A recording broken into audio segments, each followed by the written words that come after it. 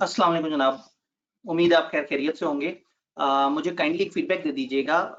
मेरी आवाज़, स्क्रीन और कैमरा तीनों चीज़ें क्लियर हैं?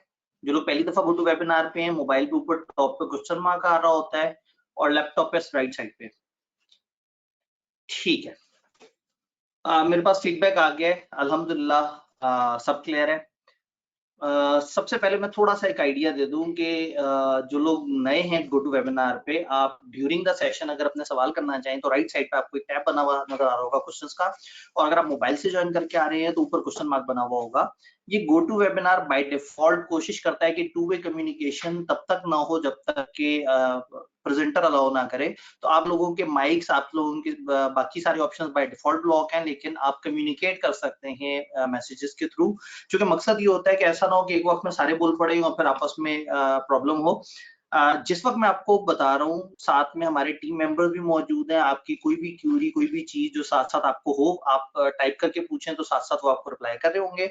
मेरे भी बिल्कुल साथ एक स्क्रीन खुली हुई है, मैं साथ-साथ आपके कमेंट्स, आपके सवाल भी देख रहा हूँगा, लेकिन सेशन के एंड पे बाकायदा प्रॉपर क्वेश्चन आंसर सेशन होगा, तो हो सके तो अगर आप उस टाइम पे सवाल पूछेंगे, तो मैं आपके सारे सवाल पढ़ के उसको आंसर कर रहूँगा। तो इसको थोड़ा-सा मूव ऑन करते हैं। एक भाई ने कहा सर रिकॉर्डेड सेशन बाद में अवेलेबल होगा या नहीं होगा? जितने भी लोग अटेंडीज़ हैं, रजिस्ट्रेंट्स हैं, जैसे ही ये खत्म होगा तो आफ्टर सम आवर्स जब इसकी प्रोसेसिंग कंप्लीट हो जाएगी, आपको एक मेल आएगी और लिंक अटैच हुआ होगा, आप क्लिक करेंगे तो ये रिकॉर्डेड फॉर्म में भी अवेलेबल होगा। वो डाउनलोडेबल फॉर्मेट होता है, आप वहाँ से डाउनलोड करके भी शेयर कर सकते हैं। हम उसको यूट्यूब पे भी शेयर कर रहे होंगे, लेकिन लाइव होने से फ़ायदा ये होगा कि आप साथ-साथ अपनी क्वेरीज़, पॉइंट, सवाल पुट कर सकेंगे। एंड पे मैं अपना ईमेल भी शेयर कर रहा हूँगा, हमारा वो है व्हाट्सएप नंबर भी शेयर कर रहे होंगे, तो आपने कोई भी सवाल, क्वेरी, इश्यू है तो आप साथ-साथ उसमें पूछ सकेंगे। तो मुझे अंदाज़ा है कि आपका टाइम बड़ा कीमती है, आप लोग पेपर दे के फारिग हुए हुए हैं और इस वक़्त आपने बहुत सारे सीज़न्स देखने हैं, इस वक़्त आपने बहुत सारे टाइम काम करने हैं, बहुत सारे ड्रामे जो आप नहीं देख सके पिछले दिनों वो देखने हैं, बहुत सारे क्रिकेट मैच खेलने हैं, तो बहुत ज़्यादा टाइम नहीं लूँगा लेकिन स्टिल चूँकि एक ऐसी चीज़ है जिसमें कन्फ्यूजन है, एम्बिग्विटीज़ हैं, तो मकसद ये था कि मैं एक दफ़ा आपके सामने इसकी क्लियर पिक्चर रखूँ क्योंकि होता ये है कि इस तरह की चीज़ जब आती है तो एक बेतहाशा कन्फ्यूजन बढ़ जाती हैं और लास्ट टाइम इसी तरह से जब एजुकेशन स्कीम आई थी तो हमने एक सेशन किया था ताकि हम लोगों को सही से गाइड कर सकें कि इसमें क्या-क्या पॉइंट्स हैं, उसमें क्या चीज़ें कन्फर्म हो चुकी हैं, क्या चीज़ें कन्फर्म नहीं हुई हैं, तो वो सारा कुछ आपको गाइड किया जा सके। तो आर वी डन? अगर सारी चीज़ें क्लियर हैं, एक दफ़ा अंडरस्टैंडिंग क्लियर है, तो एक दफ़ा येस लिख दीजिएगा, तो मुझे हौसला हो जाएगा और उससे ऑनवर्ड फिर हम आपके सवालों को साथ-साथ जवाब देना शुरू कर देंगे।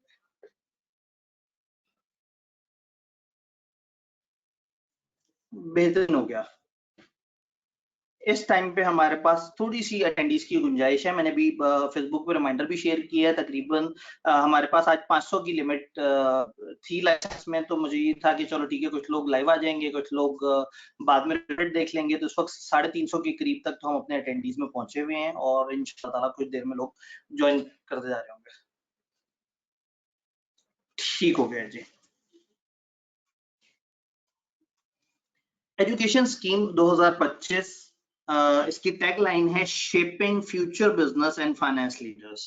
बड़ी अच्छी टैगलाइन है। मुझे समझ नहीं आ रहा कि नई स्कीम ने ऐसा क्या किया है जिससे ये सारा कुछ हो सकेगा, लेकिन बहरहाल बड़ा अच्छा टैगलाइन है। इससे फ्यूचरिस्टिक सी फीलिंग आती है। एक ऐसी न्यू स्कीम है जो आपको जिद्दत के तकाज़ों से हम आहंग करने की कोशिश करेगी, जिसमें टोटल उन्होंने एक नया पेपर थ्योरी का ऐड करके ये साबित किया है कि वो आपको जदीद तकाज़ों से लेके चलेंगे। ये फाइनल में एक पेपर और कैफ में एक पेपर कोई बहुत मैसिव चेंज नहीं है। मैं कुछ डिस्क्लेमर देना चाहता हूँ।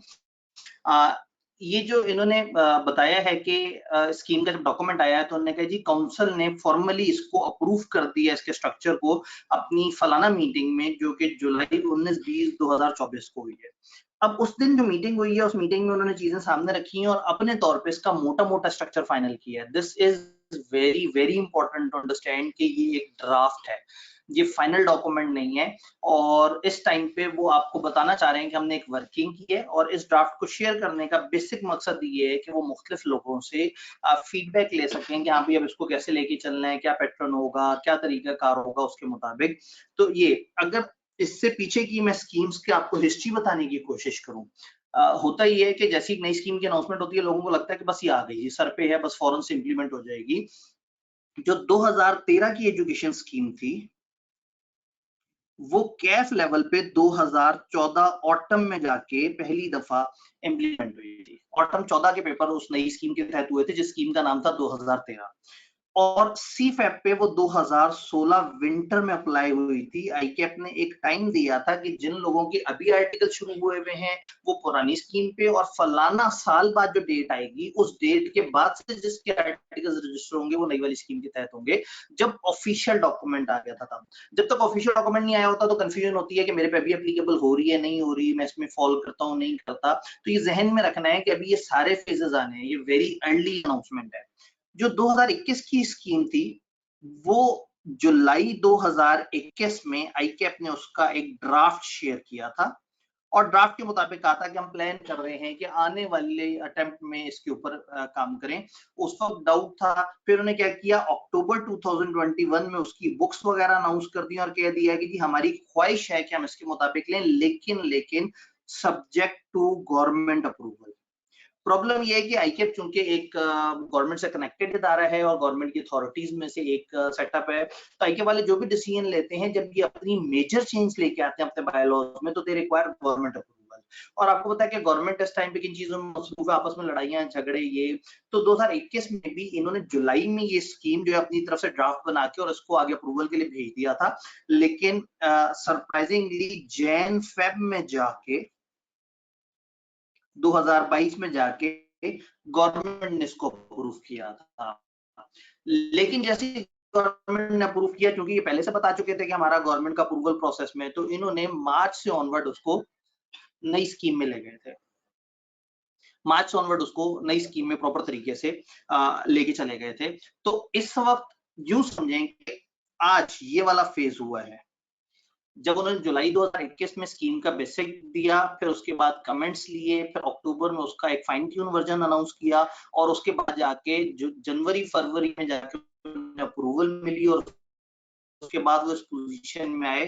तो एक बात आज ध्यान में रखनी है कि अगर आज एक ड्राफ्ट की, तो 5 महीने इनकी प्रोसेसिंग और इन सारी चीजों में गुजर रहे होंगे, और ये लोग भी तकरीबन इसी तरह से सोच रहे हैं कि हम लिंगर ऑन करके वो करें, फिर उस सिलेबसेस पे काम कर रहे हैं, किताबों काम कर रहे हैं, लेकिन काम बड़ा तेजी से जारी है। तो ये हिस्ट्री ये है कि जो स्कीम 2021 की थी वो 2022 के मार्च में पहला इम्तिहान हुआ थी, उसका 2014 के ऑटम में इम्तिहान हुआ। तो अब जो 25 की है, अगर ये ऐसे फास्ट कर रहे हैं तो चीजें बेहतर तरीके से चलेंगी। मुझे वॉइस पे फीडबैक दे दीजिएगा, क्या मेरी आवाज क्लियर है आप लोगों को?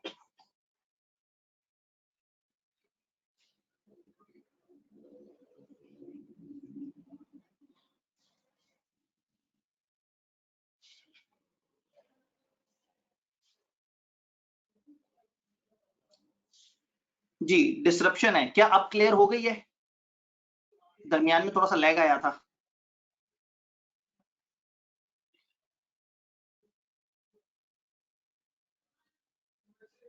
अब क्लियर है। एक दो लोगों ने कहा कि अभी इशू आ रहा है।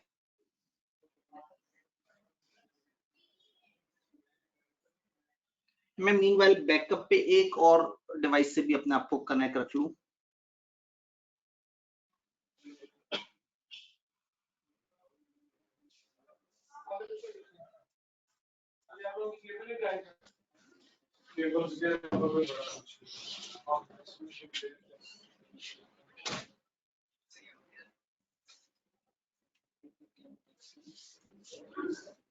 मैं थोड़ी सी देर के लिए स्क्रीन की शेयरिंग ऑफ करता हूं ताकि मैं एक डिफरेंट नेट से कनेक्ट कर लूं।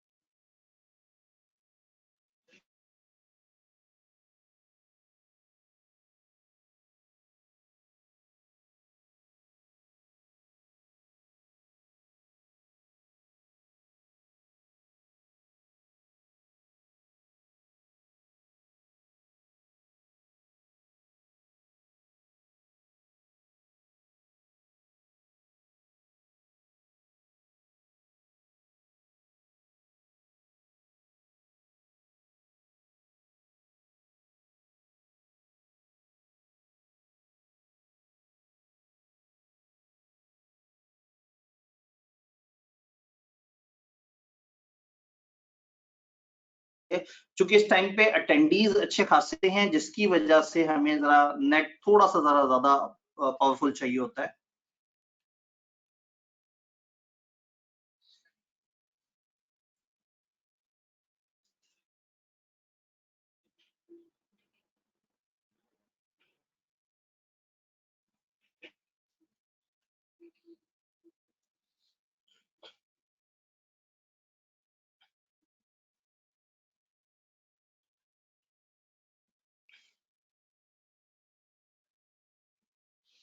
जी, अब मेरे सामने मुझे फीडबैक आ रहा है, आवाज, स्क्रीन और कैमरा यहाँ पे क्लियर है। आप काइंडली इस वक्त फीडबैक देते हैं, आवाज, स्क्रीन और कैमरा क्लियर है?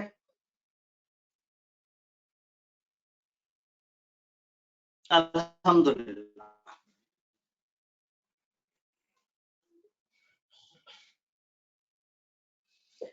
ठीक है, तो बस अब आपने जहन में ये रखना है कि जो 2025 वाली स्कीम है, इस वक्त आपने इस पे नहीं टेंशन लेनी, क्योंकि अभी ये फौरन से इंप्लीमेंट नहीं हो रही, अभी इसके ऊपर वर्किंग कर रहे हैं। और 1-2 महीने भी अगर इन्हें लग गए और ये सेशन के बीच में पहुंच गए, तो ये इनके लिए बड़ा मुश्किल होगा कि ये अचानक से अनाउंस कर दें कि लो भाई आप लोग सारे नई स्कीम पे शिफ्ट हो जाएं।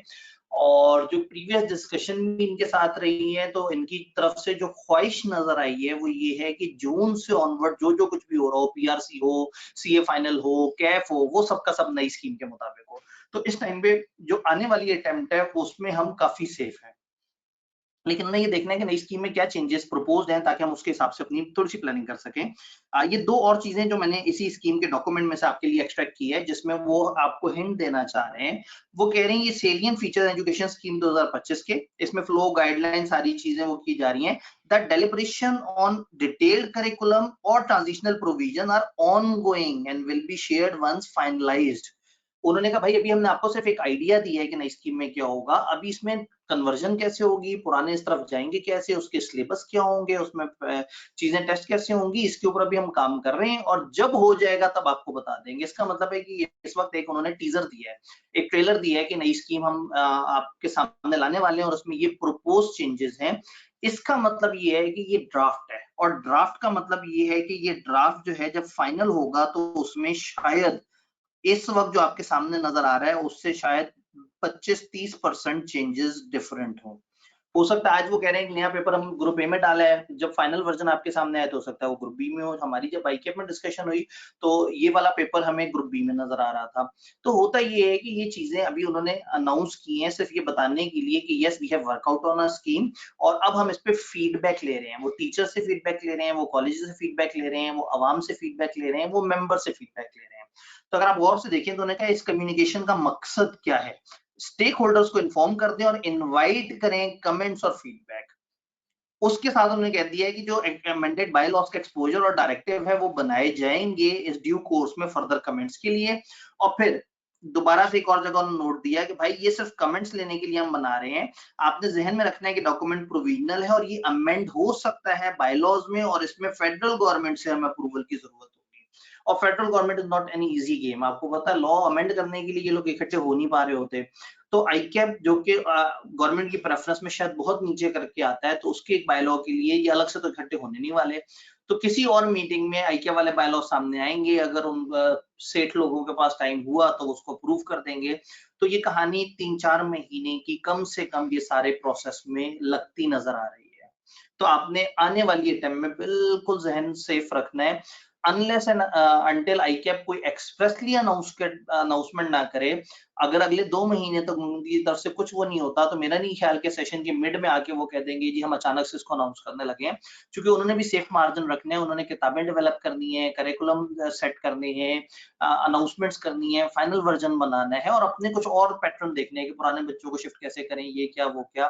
तो बस आने वाली अटेम्प्ट में आपने इसमें फियर नहीं करना है कि नई स्कीम आपको क्या करेगी। हाँ, उससे अगली अटेम्प्ट में अगर नई स्कीम आ रही है और आपको उसके पेपर कॉम्बिनेशन पता है, तो शायद आज आप बैठ के एक अच्छा डिसीजन ले सकते हैं कि मुझे अपकमिंग अटेम्प्ट में क्या करना चाहिए। एक भाई ने कहा सर आप सारे टीचर रिक्वेस्ट करें कि ये स्कीम 2026 में इंप्लीमेंट करें। भाई असल में बात ये है कि आईकेएप की काउंसिल है, और वो काउंसिल का टेन्योर 2025 में खत्म हो जाएगा, और उस काउंसिल वालों ने इसके ऊपर अगर काम किया है तो ऑब्वियसली वो ये चाहेंगे कि जब इस पे काम कर चुके हुए हैं तो इसके ऊपर जो जितनी भी वर्किंग है वो सारा कुछ है वो उसको इम्प्लीमेंट करके जाएं। चूंकि नए लोग आएंगे, नए तरीके से सोचेंगे, तो उनके लिए मुश्किल हो जाएगा। तो ये पिछले 1 साल से इसके ऊपर वर्किंग कर रहे हैं, तो अब जाके थोड़ा सा ड्राफ्ट सामने आया, और अभी भी आते आते इसमें समझे 6, 8, 7 महीने लग जाने हैं। सर पेपर कॉम्बिनेशन क्या है जी? अब अगर आप मुझे मौका दें तो मैं स्टेप बाय स्टेप आपको शुरू से लेके एंड तक आगे बताऊं। पहले सेलियन फीचर्स हैं स्कीम के, फिर मैं आपको एरिया बाय एरिया बताऊं, पीआरसी में क्या चेंज आया, कैप में क्या चेंज आया, सीफैप में क्या चेंज आया, और फिर हम सवालों की तरफ पहुंचेंगे। उन्होंने डिस्टिंक्टिव फीचर दिए हैं, यूं समझिए ये एक समरी है, ये एग्जेक्टिव समरी है, स्कीम में क्या चेंजेस आई हैं उसकी। तो मैं इस डॉक्यूमेंट पे ज्यादा डिबेट नहीं करूंगा, हम यूनिट लेवल पे जाके बात करेंगे, लेकिन मैं छोटे छोटे से की फीचर बता दूं। वो कहते हैं हम पेपर 21 से कम करके 18 तक ले गए टोटल पेपर्स, और उसमें कमाल एहसान ये किया कि 5 पीआरसी में से 2 माइनस कर दिए, तो जिससे फीलर ही आया 2 वहां से खत्म कर दिए और एक थ्रू आउट आगे के पूरे सेशन से खत्म किया। तो कहना चाह रहे हैं अब हम कम पेपर लेके आपको जल्दी से क्वालिफाई कर देंगे। दूसरा वो कह रहे हैं कि जो हमारा बिजनेस राइटिंग और कंप्रीहेंशन स्किल का पेपर था, ये वाली स्किल अब हम आपको ज्यादा मजेदार तरीके से सिखाएंगे। कैसे?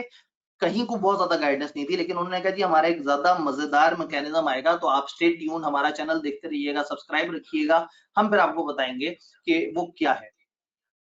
फिर तीसरा उन्होंने कहा कि एक नया पेपर लेके आए हैं हम, डेटा सिस्टम्स एंड रिस्क। ये इस नई स्कीम में आया है, जिससे लोग आज की जिद्दत के तकाजों से हम आंग होने की कोशिश करें और अकाउंटेंट को आईटी का भी पता हो।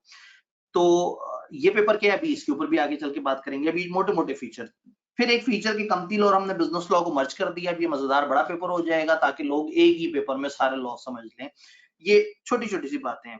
जो मजेदार न्यूज है वो ये है कि कैफ एग्जामिनेशन की जो फ्रीक्वेंसी है वो कह रहे हैं हम सोच रहे हैं, प्लान कर रहे हैं कि इंक्रीज कर दें फ्यूचर में। यानी आज की डेट में 6 महीने बाद इम्तिहान होता है, साल में 2 दफा इम्तिहान होता है, वो कहते हैं हम ख्वाहिश कर रहे हैं कि हम साल में इम्तिहान बढ़ा दें। अब थोड़ी चैलेंजिंग चीज भी है और थोड़ी मजेदार चीज भी है। अगर फर्ज करें वो 4-4 महीने बाद इम्तिहान लेते हैं, तो एक बच्चा साल में 3 दफा अटेम्प्ट दे सकता है। तो ऐसे में क्या होगा कि लोग मुनासिब पेपर उठा के 4-4 महीने में अटेम्प्ट दे के आगे निकल जाया करेंगे। अगर वो और जज्बाती हो गए एसीसी की तरह जो हर 3 महीने बाद इम्तिहान लेता है, जो कि थोड़ा केएफ के लिए मुझे मुश्किल लग रहा है, लेकिन अगर उन्हें ऐसा कर लिया तो जाहिर है आपकी स्ट्रेटेजी दूसरी तरह से रिवाइज हो जाएगी। अभी तक स्कीम में उन्होंने ये नहीं कहा कि हमने बढ़ा दिए हैं, या स्कीम के अंदर लिखा भी नहीं है, वो कह रहे हैं हम सोच रहे हैं। तो ये सोच को इम्प्लीमेंट होते होते शायद अगले 2 साल लग जाए। तो फिलहाल ये वाला पॉइंट अभी सोच में है। ये की पॉइंट्स हैं, इन सबकी डिस्कशन आगे आगे करके है। इसी तरह से उन्होंने कहा कि हैंड्स ऑन कोर्स जो पीपी और एमएस ऑफिस के हैं उनमें हम थर्ड पार्टी इन्वॉल्व करेंगे, और वो आके असेस करेंगे कि बच्चे ने ये सही से तैयार किया या नहीं किया, उसके ऊपर भी हम बात करेंगे। सीफैप पे वो कह रहे हैं हम एक नया पेपर सस्टेनेबिलिटी लेके आएंगे अकाउंटेंट्स के लिए। दुनिया में सब बढ़ता हुआ कंसर्न है, economic environment problems, economic problem, social problem, इन सबका एक कंप्रीहेंसिव फ्रेमवर्क होता है। वो उस फ्रेमवर्क को लेके आना चाहते हैं। कुछ अर्से पहले ये इसको कॉस्ट अकाउंटिंग के अंदर टच करते थे, एक पूरी रिपोर्ट के तौर पे कि जी ये सस्टेनेबिलिटी को हम किस तरह से चेक करें। अब वो उसके ऊपर दोबारा सीरियस हो गए और सीए फाइनल लेवल पे काम करेंगे। एमएसए 1 और 2 इसको उन्होंने खत्म कर दिया, और इन दोनों की जगह एक कंप्रीहेंसिव केस स्टडी पेपर आ गया है। जो पहले एसपीएम एक पेपर होता था बिजनेस का, अब उसको एडवांस लेवल पे फाइनेंशियल एनालिसिस के साथ वो टच करेंगे। ये इस वक्त बिल्कुल की फीचर्स है, मैं ज्यादा डिटेल में नहीं जा रहा, हमने आगे इसको देखना है। एग्जामिशंस वो कहते हैं हमने ग्रेजुएट और मुख्तलिफ और लोगों के लिए एंट्री रूट्स वगैरह के लिए कर दी है। मैं डॉक्यूमेंट में 2 चीजें आपको नहीं बता रहा हूँ, डिफरेंट एंट्री रूट्स और उनको कितना टाइम लगेगा, और इसी तरह से मुख्तलिफ अलग अलग बॉडीज, फलाना बैचलर को क्या एग्जामिशन है, फलाना आईसीसी वाले को क्या एग्जामिशन है, आईसीएमए वाले को क्या एग्जामिशन है। मैं एग्जामिशंस पे बात नहीं कर रहा, क्योंकि मेरी अजम्पशन ये है कि मेरे सामने इस वक्त जो स्टूडेंट्स बैठे हैं वो पीआरसी के एफ और सीफैप के हैं, ताकि एक थोड़ा सा आइडिया हो जाए कि हमने किस तरह की बात करनी है। फिर डाटा एनालिटिक्स और फिनटेक का फाइनल में कोर्स होता था, बड़े अरसे से आईकेएप समझ नहीं पा रहा था कि इसको कैसे असेस करें, क्या करें। उन्होंने उसको सिरे से खत्म करके उसकी जगह आर्टिफिशियल इंटेलिजेंस और डाटा एनालिटिक्स का कोर्स दे दिया है, और ये कोर्स देने वाला बंदा एडवांस ऑडिट का पेपर दे सकेगा। ये एक उन्होंने प्री रिक्विजिट इसमें डाल दिया है। देन ये जो 3.5 साल का ट्रेनिंग प्रोग्राम था, इसकी जगह वो अलग अलग तरह के प्रोग्राम ले गए। उन्होंने एक 3.5 साल का पैटर्न है, एक 2.5 साल का पैटर्न है, एक 3 साल का पैटर्न है, और मिक्सिंग कर दी। जब मैं सीफैप वाली साइड पे जाऊंगा तो ये सुन के आपको मजा आएगा। आईकेएप ने उसमें बड़ी मजेदार सी ऑप्शंस देनी शुरू कर दी हैं। पोस्ट क्वालिफिकेशन स्पेशलाइजेशन होने का हम लेके आए हैं, जो क्वालिफाई कर चुके हैं मेरे जैसे लोग जो कहते हैं अच्छा मैं क्वालिफाई हूं, मेरे नाम के साथ चार्टर्ड अकाउंटेंट लिखा है। अब मुझे अगर फर्स्ट करें किसी जदीद पेपर में स्पेशलाइज करना है, आज की आईटी वाले मामले में करना है, तो आईकेएप मेरे जैसे लोगों के लिए कुछ नई स्पेशलाइजेशन लेके आएगा कि हम अपने आप को अपग्रेड करना चाहें, हम आज बैठ के कोई नई क्वालिफिकेशन ऐड करना चाहें तो पोस्ट क्वालिफिकेशन भी हम चीजें ऐड कर सकते हैं। शायद ये आज की डेट में आपके लिए बहुत ज्यादा काम की खबर नहीं है। ये छोटी सी एक एग्जेक्टिव समरी है।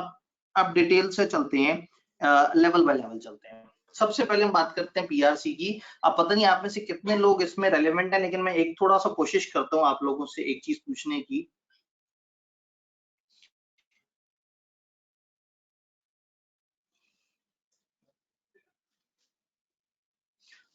सामने स्क्रीन पे आपको एक सवाल नजर आ रहा होगा, सिर्फ जानना ये है, समझना ये है कि इस टाइम पे हमारे सामने जो ऑडियंस है वो कौन से लेवल की ज्यादा है, ताकि मुझे भी अंदाजा हो और मैं उस वाले लेवल पे थोड़ा जरा ज्यादा डिस्कशन करूं और बाकी लेवल्स पे जरा थोड़ा सा हाथ हल्का रखा जाए। आप लोग सामने दी गई ऑप्शन पे क्लिक करें तो थोड़ी देर बाद मेरे पास रिजल्ट्स कंपाइल होना शुरू हो जाएंगे। 41% लोगों ने वोट किया है। सारे लोग स्क्रीन पे क्लिक करें, मोबाइल से लैपटॉप पे हैं तो माउस से जाके क्लिक करें। आप रेलेवेंट खाना टिक कर दें, जिससे मुझे अंदाजा हो जाएगा कि हमारे पास जो इस वक्त ऑडियंस है वो कौन से जोन की जरा ज्यादा है। तो मैं उन लोगों के लिए जो इन्फॉर्मेशन ज्यादा, 65% वोट आ चुके हुए हैं। कोशिश करें वोट तो दे दें दोस्तों, आप वोट ही नहीं देते, फिर उसके बाद जो है ना वो आप फिर तहरीकें चलाते रहते हैं, रिहा करो हमारे लीडर को। वोट तो दें भाई, पावर तो आप दें पहले अपने लीडर को। ये 76% दोस्तों, यू कैन डू दिस। मुझे आप पे भरोसा है, बहुत ज्यादा नहीं है लेकिन मुझे फिर भी रीजनेबल भरोसा है। 77%, कोशिश करें। यस यस, 15 सेकंड हमारे पास रह गए हैं। 78% पे हम रुक चुके हैं।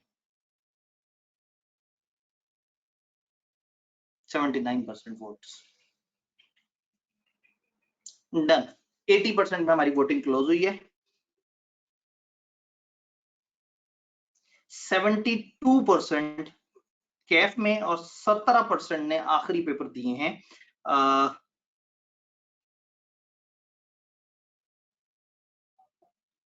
आई होप कि अब आप लोगों को रिजल्ट्स नजर आएंगे। 4% लोग इस वक्त हम जो ऑडियंस है उसमें से पीआरसी दे रहे हैं, 72% कैफ में है, 17% ने कैफ के आखिरी पेपर दिए हैं और 8% सीफैप में। इसका मतलब है कि मेरी तवज्जो ज्यादा कैफ वालों पे और जो कैफ से सीफैप की ट्रांजिशन कर रहे हैं उनके ऊपर, तो वो 17 और 8 25% वहां कवर हो जाएंगे और बाकी कैफ वाले तो पीआरसी। इसका मतलब है कि इस टाइम पे नहीं, और मैं एक्सपेक्ट भी नहीं कर रहा था कि पीआरसी के लोग इस टाइम पे सोचें, क्योंकि जब तक नई स्कीम ने आने वो पीआरसी से तो आगे जा ही चुके होंगे। ठीक हो गया। कहानी वापस रिस्टोर करते हैं।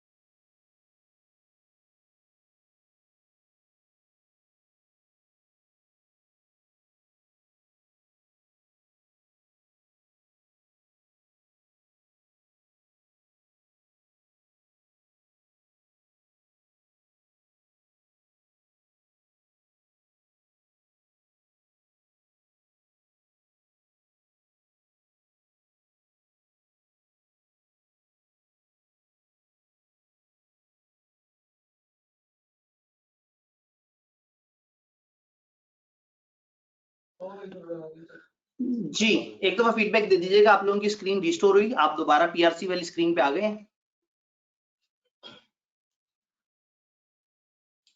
बेहतरीन हो गया।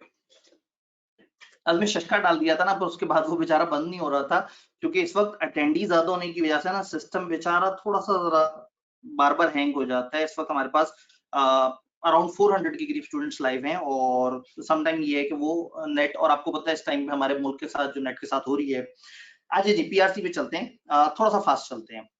पीआरसी उन्होंने कहा जी ये जनरल और प्रोफेशनल नॉलेज के फंडामेंटल को टेस्ट करेगा, बड़ा अच्छा जुमला था, आगे चलते हैं। पीआरसी में अब 3 पेपर रह गए, इंट्रोडक्शन टू अकाउंटिंग, क्यूएम और introduction to business and economics. मैं बता दूं, पहले 5 पेपर हुआ करते थे, एक इंट्रोडक्शन टू बिजनेस था और एक इंट्रोडक्शन टू इकोनॉमिक्स था, वो 2 मर्ज करके एक पेपर बना दिए इन्होंने। अभी इसका सिलेबस वगैरह ड्यू टाइम में आ जाएगा इंशाल्लाह ताला। और एक राइटिंग का पेपर होता था, जिसके लिए ये फिर से आपसे वादा कर रहे हैं कि बिजनेस राइटिंग और कंप्रीहेंशन के लिए हम एक ज्यादा इफेक्टिव मैकेनिज्म लेके आएंगे। तो बस जब हम लेके आएंगे तो देखना हम आग लगा देंगे, तो वो जब लाएंगे तब देखा जाएगा। आज की खबर ये है कि 5 पेपरों में से राइटिंग वाला पेपर गायब हो चुका हुआ है, इकोनॉमिक्स और बिजनेस मर्ज होके एक पेपर बन गया है। तो ये 3 पेपर पीआरसी में है, जो ये मानते हैं कि बच्चे 2 महीने में खत्म करके और आगे आ जाएंगे। ये सेल्फ स्टडी है, वो कह रहे हैं आप चाहें तो क्लासेस ले लें आरईटी से, चाहें तो सेल्फ स्टडी कर लें। भाईजान हमसे इतने अच्छे खासे पैसे ले लेते हैं सालाना बेसिस पे, और बच्चों से कह देते हैं आपकी मर्जी है, चाहो तो क्लासें लो, चाहो तो ना लो। तो ये जो है ना बड़ा जुल्म है, हम इसके खिलाफ एहतजाज उठाएंगे बाद में, फिलहाल आगे चलते हैं। बाय मंथली बेसिस पे एग्जाम होंगे, पहले भी ऐसे ही हो रहा था, अभी भी ऐसे ही हो रहा है। टाइम लिमिट, वो कहते हैं कि जब आप जिस दिन पहली अटेम्प्ट देंगे उसके 15 महीने के अंदर अंदर आपने अपने ये तीनों पेपर पास करने। तो ये उन्होंने टाइम लिमिट दी है, अभी इसको फर्दर एक्सप्लेन करेंगे, क्योंकि 2-2 महीने बाद इम्तिहान हो रहे हैं, तो फिर ये 15 महीने बाद वो आखिरी अटेम्प्ट काउंट होगी नहीं होगी, ये डिबेट है। लेकिन अभी ये शायद हम लोगों के लिए बहुत ज्यादा रेलेवेंट भी नहीं है, मोस्ट ऑफ द यूजर्स के लिए। भाई वाह,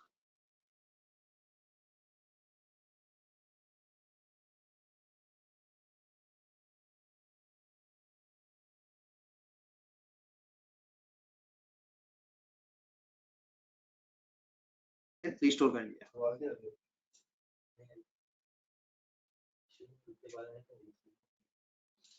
ले जी, आप सब लोगों की पसंदीदा स्क्रीन, होपफुली स्क्रीन क्लियर है।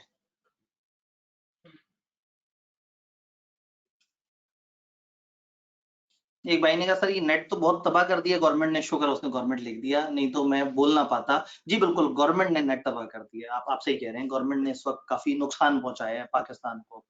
हर जमाने में वो जो एक कांस्टेंट गवर्नमेंट है वो बड़ा कुछ। अच्छा जी, कैफ आ गया। कैफ से पीछे बड़ा प्यारा जुमला लिखा है, वो कहते हैं कैफ के स्टेज पे हमारा फोकस है कंपिटेंसीज, हम एप्लीकेशन और एनालिसिस ऑफ टेक्निकल नॉलेज के ऊपर लुट में जाना चाहते हैं, इग्नोर करते हैं। उन्होंने कहा 2 ग्रुप होंगे, ग्रुप ए और ग्रुप बी। जब स्कीम का पहला वर्जन सामने आया था तो ये ग्रुपिंग को थोड़ा सा डिफरेंट तरीके से लेके चल रहे थे, लेकिन इस वक्त वो दोबारा से ग्रुपिंग्स इंट्रोड्यूस कर चुके हुए हैं। एक ग्रुप ए है, एक ग्रुप बी है। ग्रुप ए में 4 पेपर, ग्रुप बी में 4 पेपर। अब एक काम करते हैं, देखते हैं पहले से चीजें जो कनेक्टेड थी वो किस तरह से हैं। ये वही पेपर FR1 जो पहले होता था, हो सकता है सिलेबस में, आपको पता है FR1 2 में खेलते रहते हैं, ये टॉपिक आगे डाल दिया, टॉपिक पीछे, ये वही पेपर है। टैक्स प्रैक्टिसेस का पेपर भी उसी तरह से ही है। इसी तरह से आपका FR2 का पेपर सेम है, MFA का पेपर सेम है और ऑडिट का पेपर सेम है, यानी कि हल्का फुल्का सिलेबस में हो सकता है शायद 5-1% वेरिएशन ले आए इन पेपर्स में। तो आपके 8 में से 5 पेपर्स तो वही है। फिर जो बिजनेस लॉ और सी लॉ था, उन दोनों को जोड़ के एक नया पेपर बनाएंगे, ये business and corporate law modify. ICAP का ये मानना था जब हमारी सिटिंग्स हुई हैं कि हम दोनों को जोड़ेंगे तो हम सिलेबस को इतना रीजनेबल कर देंगे कि वो एक पेपर में कवर हो सके। माजी में ये बड़ा भयानक पेपर रहा है, जिस टाइम पे बिजनेस लॉ कंबाइन होता था तो सबसे वर्स्ट रिजल्ट आईकैप का हमेशा इस पेपर में आता था, क्योंकि इसमें बहुत ज्यादा बिजनेस लॉ और बहुत ज्यादा कमती लॉ होता था। अब बिजनेस लॉ और कंपनी लॉ थोड़े छोटे पेपर बन गए थे, आपको पता है पिछली स्कीम में। अब इसको जोड़ के एक मुनासिब साइज का पेपर बनाएंगे, लेकिन स्टिल वो करंट बिजनेस लॉ या कंपनी लॉ से जरा एडवांस लेवल का पेपर होगा। तो अब मुझे भी मजा आएगा कि चलो कम से कम एक सीनियर मैच्योर पेपर है, वरना ये था कि बिजनेस लॉ तो लोग कहते थे सर इसकी तो क्लास लेने की भी जरूरत नहीं है, सर रहने देते हैं, सर आप बहुत आप तो 4 महीने में 3 महीने में सिलेबस खत्म करा रहे हैं, जल्दी खत्म कराएं, हमने और सब्जेक्ट पढ़ने होते हैं। तो ये थोड़ा सा अब भारी हो जाएगा। पास्ट प्रैक्टिस ये है कि पिछली स्कीम में जब जब भी ये मर्ज हुआ है, ये पेपर थोड़ा सा जालिम बना है। अच्छा, मैनेजमेंट अकाउंटिंग क्या है आपका? अभी आज पेपर है कॉस्ट एंड मैनेजमेंट अकाउंटिंग, उसको उन्होंने नाम चेंज करके मैनेजमेंट अकाउंटिंग कर दिया और उसको ग्रुप बी में डाल दिया। इससे फीलिंग आ रही है कि ये इसे थोड़ा सा सीनियर पेपर बनाना चाह रहे हैं और फिर होगा ये कि सीएम में के जो बेसिक कॉन्सेप्ट्स हैं वो खत्म कर देंगे और जो इसमें कुछ एडवांस टॉपिक्स डालने की कोशिश करेंगे। पुराने जमाने में सीए फाइनल में एक मैथ का पेपर होता था, उसमें 1-2 इजाफी टॉपिक्स थे जो इस वक्त के सीएमए में नहीं है। तो आई स्ट्रांगली बिलीव कि ये इसमें तकरीबन समझे 10% से 15% चेंजेस करेंगे और इसको एक बिगिनर लेवल के पेपर से उठा के थोड़ा सा एडवांस कर देंगे। अब आई के अपने ना ग्रुप बी ज्यादा भारी कर दिया है, तो ये इसमें देन हमारे पास पेपर आता है डेटा सिस्टम्स एंड रिस्क। अगर आप लोगों ने एमएफए पढ़ा हुआ है तो एमएफए में आईटी सिक्योरिटी एक चैप्टर है, एक चैप्टर जिसमें कुछ पोर्शन है, चैप्टर 4। इसी तरह से कुछ डेटाबेसेस, सिस्टम्स, आर्टिफिशियल इंटेलिजेंस क्या होती है, ट्रांजैक्शन प्रोसेसिंग सिस्टम क्या है, ईआरपी क्या होती है, कैसे काम करती है, ये आपका बिटकॉइन के पीछे जो टेक्नोलॉजी है, ब्लॉकचेन, ये क्या है, किस तरह से काम करती है। This is presumed to be a very detailed theory and most of the लोगों के लिए एक बोरिंग सा पेपर। यानी कि हो सकता है इन पर बच्चे सोल्यूशन निकालें कि सर वो हमने रट्टा मार लिया था, समझ तो कुछ है ही नहीं है। मैं इस पेपर को देख के एक्साइटेड तो हूँ कि इस पेपर से आपको टेक्नोलॉजी की समझ आएगी और कैफ के बच्चों को ये समझ आनी चाहिए, बट आई पर्सनली बिलीव कि अगर ये ग्रुप बी में होता और आप थोड़े मैच्योर हो गए होते तो ये पेपर आपको ज्यादा मजा देता। ग्रुप ए में बच्चे फिर क्या करेंगे, people tend to cram it, और जब इसे क्रैम करेंगे तो इसे उसका असल मजा है, फ्लेवर है, वो थोड़ा सा खत्म हो जाएगा। तो ये थोड़ा सा इन्होंने नाइंसाफी कर दी है, लेकिन बहरहाल अगेन ये ड्राफ्ट है। मैं आपको बताऊं 1-2 महीने पहले मैंने जब इसके ऊपर डिस्कशन हमारी जब आईकैप से हुई थी तो हमें ये पेपर ग्रुप बी में नजर आ रहा था और ग्रुप ए में सीएम में नजर आ रहा था। तो ये चेंजेस आती रहती हैं, तो आपने अभी ऑब्वियसली इसकी बेस पे तो कोई डिसीजन नहीं लेना। आपके 5 पेपर्स तो वही इंटैक्ट है, तो आपने जो भी डिसीजन लेना है वो आपने अभी अपने कॉम्बिनेशंस को लेके लेना है। लेकिन अब 2 इंपॉर्टेंट चीजें हो गई। जो नया पेपर है, सवाल ये है कि क्या एक बच्चा है वो कहता है सर मैंने 7 पेपर पास किए हैं, ये अचानक से नया पेपर आ गया और अगर अगली अटेम्प्ट में मेरा एक पेपर रहता होगा तो क्या मुझे ये पेपर देना पड़ेगा? इस पे बड़ी डिबेट हुई और आईकेएप में हमने भी उन्हें सजेस्ट किया कि देखें अगर आप एक नया पेपर लेके आ रहे हैं तो जो एग्जिस्टिंग बच्चे हैं उनके ऊपर उसको अप्लाई ना करें। तो उन्होंने कहा नहीं जी इस तरह से तो नहीं, हम चाहते हैं कि लोगों को सिखाएं नई चीज, तो लेकिन जो करीब पहुंचा वो एंड के हम उसको तंग ना करें। तो देयर आर डिफरेंट आर्गुमेंट्स। एक ऑप्शन ये हो सकता है कि जिसका ग्रुप ए पास हुआ होगा उसको ये पेपर ना देना पड़े। अब ये मिथ्स हैं, ये छोटी छोटी सी बातें हैं जो अभी स्कीम में नहीं लिखी हुई है। एक ऑप्शन ये हो सकता है कि वो कहें कि जिसने इतने नंबर ऑफ पेपर 4 या 5 पास किए हुए हैं उसको ये पेपर नहीं देना पड़ेगा। और एक ऑप्शन ये हो सकता है वो कहें भाई सबने पेपर देने, हम आपको टेक्नोलॉजी सिखाना चाह रहे हैं। तो ज्यादा मुझे चांसेस लग रहे हैं कि जिसका ग्रुप ए पास हुआ वो होगा या जिसके कम से कम 4-5 पेपर पास हुए हुए होंगे उसको मोस्ट प्रोबेबली ये पेपर नहीं देना पड़ेगा ट्रांजिशन के दौरान। हो सकता है वो टाइम रख देंगे, भाई साल तक आपने नहीं देना, लेकिन अगर आपने साल तक नहीं क्लियर किया तो ठीक है फिर आपको ये देना पड़ जाएगा। तो अभी एक चीज ध्यान में रखनी है, ट्रांजिशन आईकैप ने अभी नहीं बताई है। आईकैप अभी ट्रांजिशन बताएगा पेपर टू पेपर। तो जो साफ नजर आ रहा है वो ये है कि जिसने FR1 पास किया होगा उसका ये पेपर एग्जाम्प्ट हो जाएगा, टैक्स वाले का ये एग्जाम्प्ट हो जाएगा। इसी तरह से FR2, MFA और इसकी बेस पे तो सीधी सीधी एग्जाम्पशन है। बिजनेस और कॉर्पोरेट लॉ का पेपर ऑब्वियसली अगर आपने खाली बिजनेस लॉ पास किया हुआ है या खाली कंपनी लॉ पास किया हुआ है तो ये आईके के नजदीक बिल्कुल भी इक्विटेबल नहीं है कि आपको वो नया पेपर एग्जाम कर दें। हाँ अगर आपने दोनों पेपर पास किए हुए तो नया पेपर आपको एग्जाम कर देंगे मोस्ट प्रोबेबली। अब अगर फर्ज करें आपने बिजनेस लॉ पास किया और कंपनी लॉ नहीं पास किया, अब यहाँ पे हमारी पुरानी हिस्ट्री काम आएगी। एक काम करता हूँ मैं एक ब्लैंक स्क्रीन की तरफ चला जाता हूँ ताकि मैं वहां पे आपको बताऊं। बी लॉ का पेपर, सी लॉ का पेपर। पुराने जमाने में क्या हुआ, पुराने जमाने में जब इन्होंने बी लॉ और सी लॉ को आपस में मर्ज करके एक बड़ा बिजनेस लॉ का पेपर बनाया था, तो उस टाइम पे उन्होंने ये देखा था कि जिन लोगों ने बी लॉ पास किया हुआ था 8 अटेम्प्ट्स तक, 8 का मतलब है 4 साल तक, वो उन बच्चों को कहते थे कि आपने इस बी लॉ के पेपर को 50 नंबर का अटेम्प्ट करना है, आपने सिर्फ सी लॉ का पोर्शन अटेम्प्ट करना है। तो 8 अटेम्प्ट्स तक रिजल्ट ऐसे आता था कि बिजनेस लॉ का अलग रिजल्ट आता था और कंपनी लॉ ओनली का अलग रिजल्ट आता था। मुझे आज भी याद है कि 8वीं अटेम्प्ट में भी कोई 200 ऐसे बच्चे थे जो खाली कंपनी लॉ का पेपर दे रहे थे। तो अगर मैं उसी हिस्ट्री को ही दोबारा से सोचूं कि रिपीट होती हुई है, तो अगर ये बी लॉ और सी लॉ आपने फर्स्ट करें बी लॉ पास किया हुआ है और आपका सी लॉ रहता है, तो जो नया वाला पेपर है मोस्ट प्रॉब्ली 90% चांस है कि उसमें आप सिर्फ सी लॉ के पोर्शन को दे रहे होंगे। अच्छा, अब सवाल ये है कि सर मैं बी लॉ इस वक्त उठाऊं या ना उठाऊं?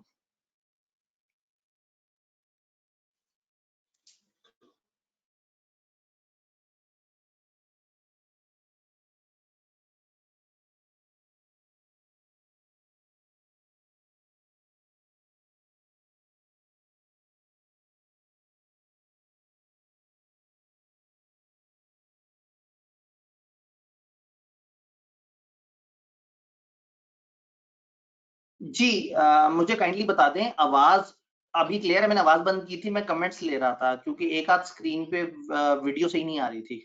क्या स्क्रीन हमारी सही आ रही है? जी, ठीक है।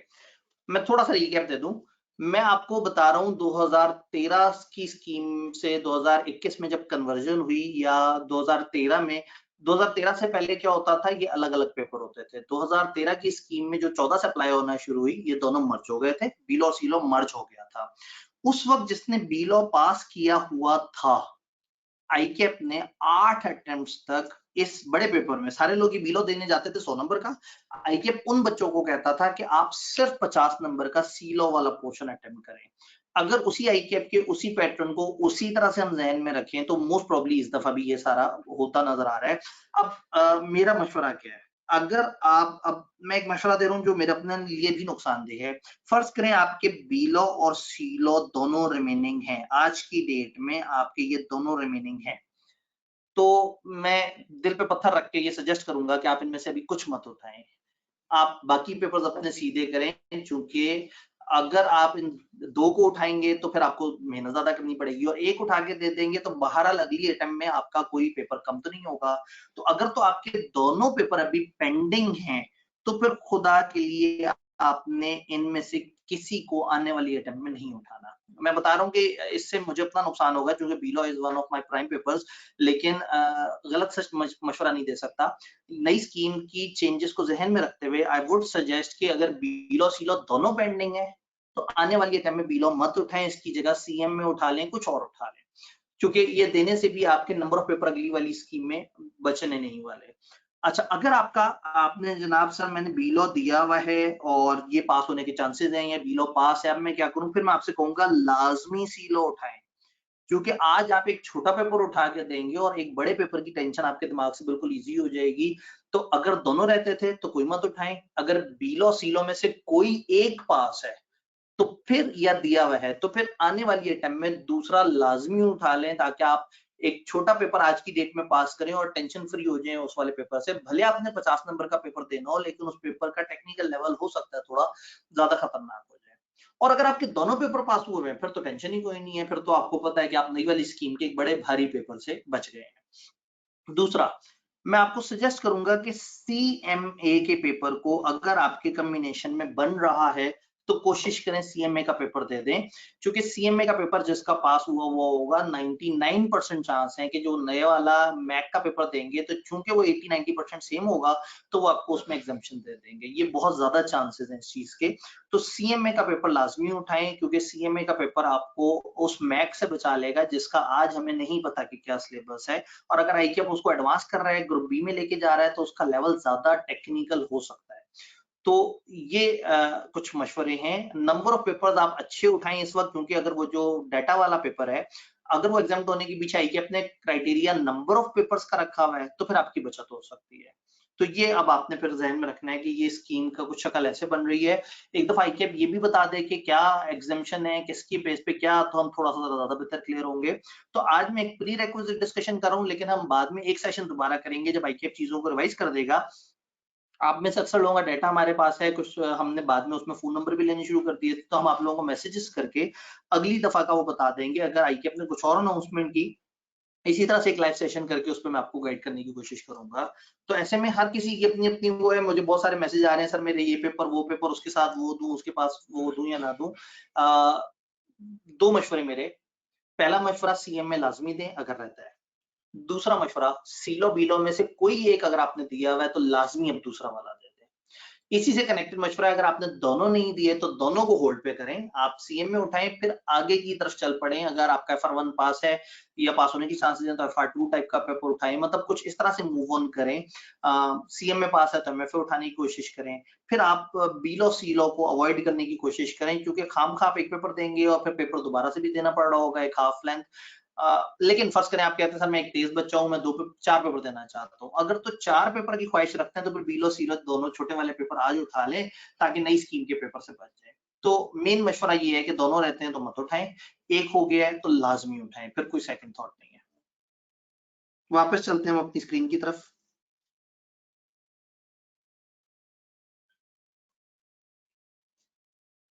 तो ये कैफ के हमारे पेपर्स की शक्ल थी कि क्या किस तरह से। अब सवाल ये कि क्या ग्रुपिंग में अब वही रूल है FR1 की बेस पे FR2 फलाना फलाना। आईकेएफ ने मोटा मोटा एक्सप्लेन किया, मैं बार बार याद करा दूं, ये हम गैर हतमी गैर सरकारी बात कर रहे हैं। जो आईकेएफ ने इस वक्त शेयर की है मैं उसको बता रहा हूँ, क्योंकि इतने सारे लोग पेपर वाले वीक में इतने परेशान थे, तो मैंने फेसबुक पे आके कहा भाई हम लोग इस पे सेशन कर लेंगे, खुदा के लिए इस वक्त इस पे फोकस मत करें, इस वक्त अपने पेपर देते हैं। तो मैं सिर्फ उस वादे को पूरा करने के लिए आया हूँ। वो कह रहे हैं कि जी आपको हम एनकरेज कर रहे हैं कि आप रजिस्टर हो जाएं किसी RAET के साथ। जालमो इधर तो कह दो यार लाजमी पढ़ लो RAET से, मतलब हम मतलब चले जाए साइड पे हैं, हम हमारा कोई किरदार नहीं है। वो कहते हैं RAET जो है ना, अगर आपका दिल करे हम चाहते हैं कि आप इनके पास जाएं, तो क्लासेस के लिए वो आपको एनकरेज कर रहे हैं। नहीं, CAF candidate register for CAF are forced, ये लिखना चाहिए, forced to register with RAET, लाजमी जो RAET। खैर मजाक था। कैंडिडेट्स 4 पेपर में क्लियर हो सकते हैं, 4, ये जहन में रखना है। पता नहीं क्यों लोगों को नहीं पता है कि अपने बड़े अरसे से ये अटेम्प्ट 4 कर दिए, और बहुत सारे लोग अभी भी कंफ्यूज हैं, सर मैं 5 पेपर उठा लूं, इस तरह से कर लूं। 4 से ज्यादा पेपर नहीं उठा सकते, ये मैक्स है, लेकिन आइडियल पेपर हमेशा 3 होते हैं। 3 से ज्यादा पेपर उठाने वाला बहुत ज्यादा शदीद दिक्कत में रहता है। कैंडिडेट्स ग्रुप बी के पेपर में कब अपीयर हो सकेंगे? जब वो ग्रुप ए के पेपर्स कम से कम 2 पास कर लेंगे। आईकेएफ वो पुरानी लिमिट दोबारा से ला चुका हुआ है। आईकेएफ ने लिमिट खत्म की थी, FR1 और FR2 को बाउंड कर दिया था। बच्चों ने इतने एहतजाज किए, इतने डरान वो दिए, इतना उन्हें कहा हम खुदकुशी करने वाले हैं, कि उन्होंने घबरा के दोबारा से वो चीज रिस्टोर कर दी। अब जो ग्रुप ए के 2 पेपर पास करेगा वो ग्रुप बी की तरफ जा सकेगा। अगर 2 पेपर आपके नहीं पास ग्रुप ए के, तो जब तक वो पास नहीं होंगे ग्रुप बी में आपका दाखिला ममनू है। अगेन गैर हतमी गैर सरकारी नताइज के मुताबिक आपने भी फीडबैक देना है, हमने भी फीडबैक देना है, हम भी कोशिश करेंगे अच्छे फीडबैक देने की, आप भी कोशिश करें, लेकिन आपको पता है कि उन्होंने वो करना है जो उन्हें समझ आएगा। एग्जामिनेशन करंटली 6 महीने के बेसिस पे हो रहा है। होएवर प्लान्स, इरादा नजर आ रहा है, बार बार प्लान्स आर इन प्लेस कि हम इंक्रीज कर दें इसकी फ्रीक्वेंसी। वो बार बार ये बात कर रहे हैं, जिससे बड़ी स्ट्रॉन्ग फीलिंग आ रही है, और उनसे डिस्कशन के बाद भी स्ट्रॉन्ग फीलिंग आई कि वो साल में 3 दफा कैफ के पेपर लेने के बारे में सोच रहे हैं। बहरहाल वो पता नहीं कब इंप्लीमेंट होता है, आपने उसको नहीं सोचना, आपने आज जो स्टैट हाथ में उसकी बेस पे सोचना है। अभी इस वक्त 6 महीने बाद एग्जाम है। टाइम लिमिट क्या है? लो जी, टाइम लिमिट उन्होंने कर दी है 5 साल।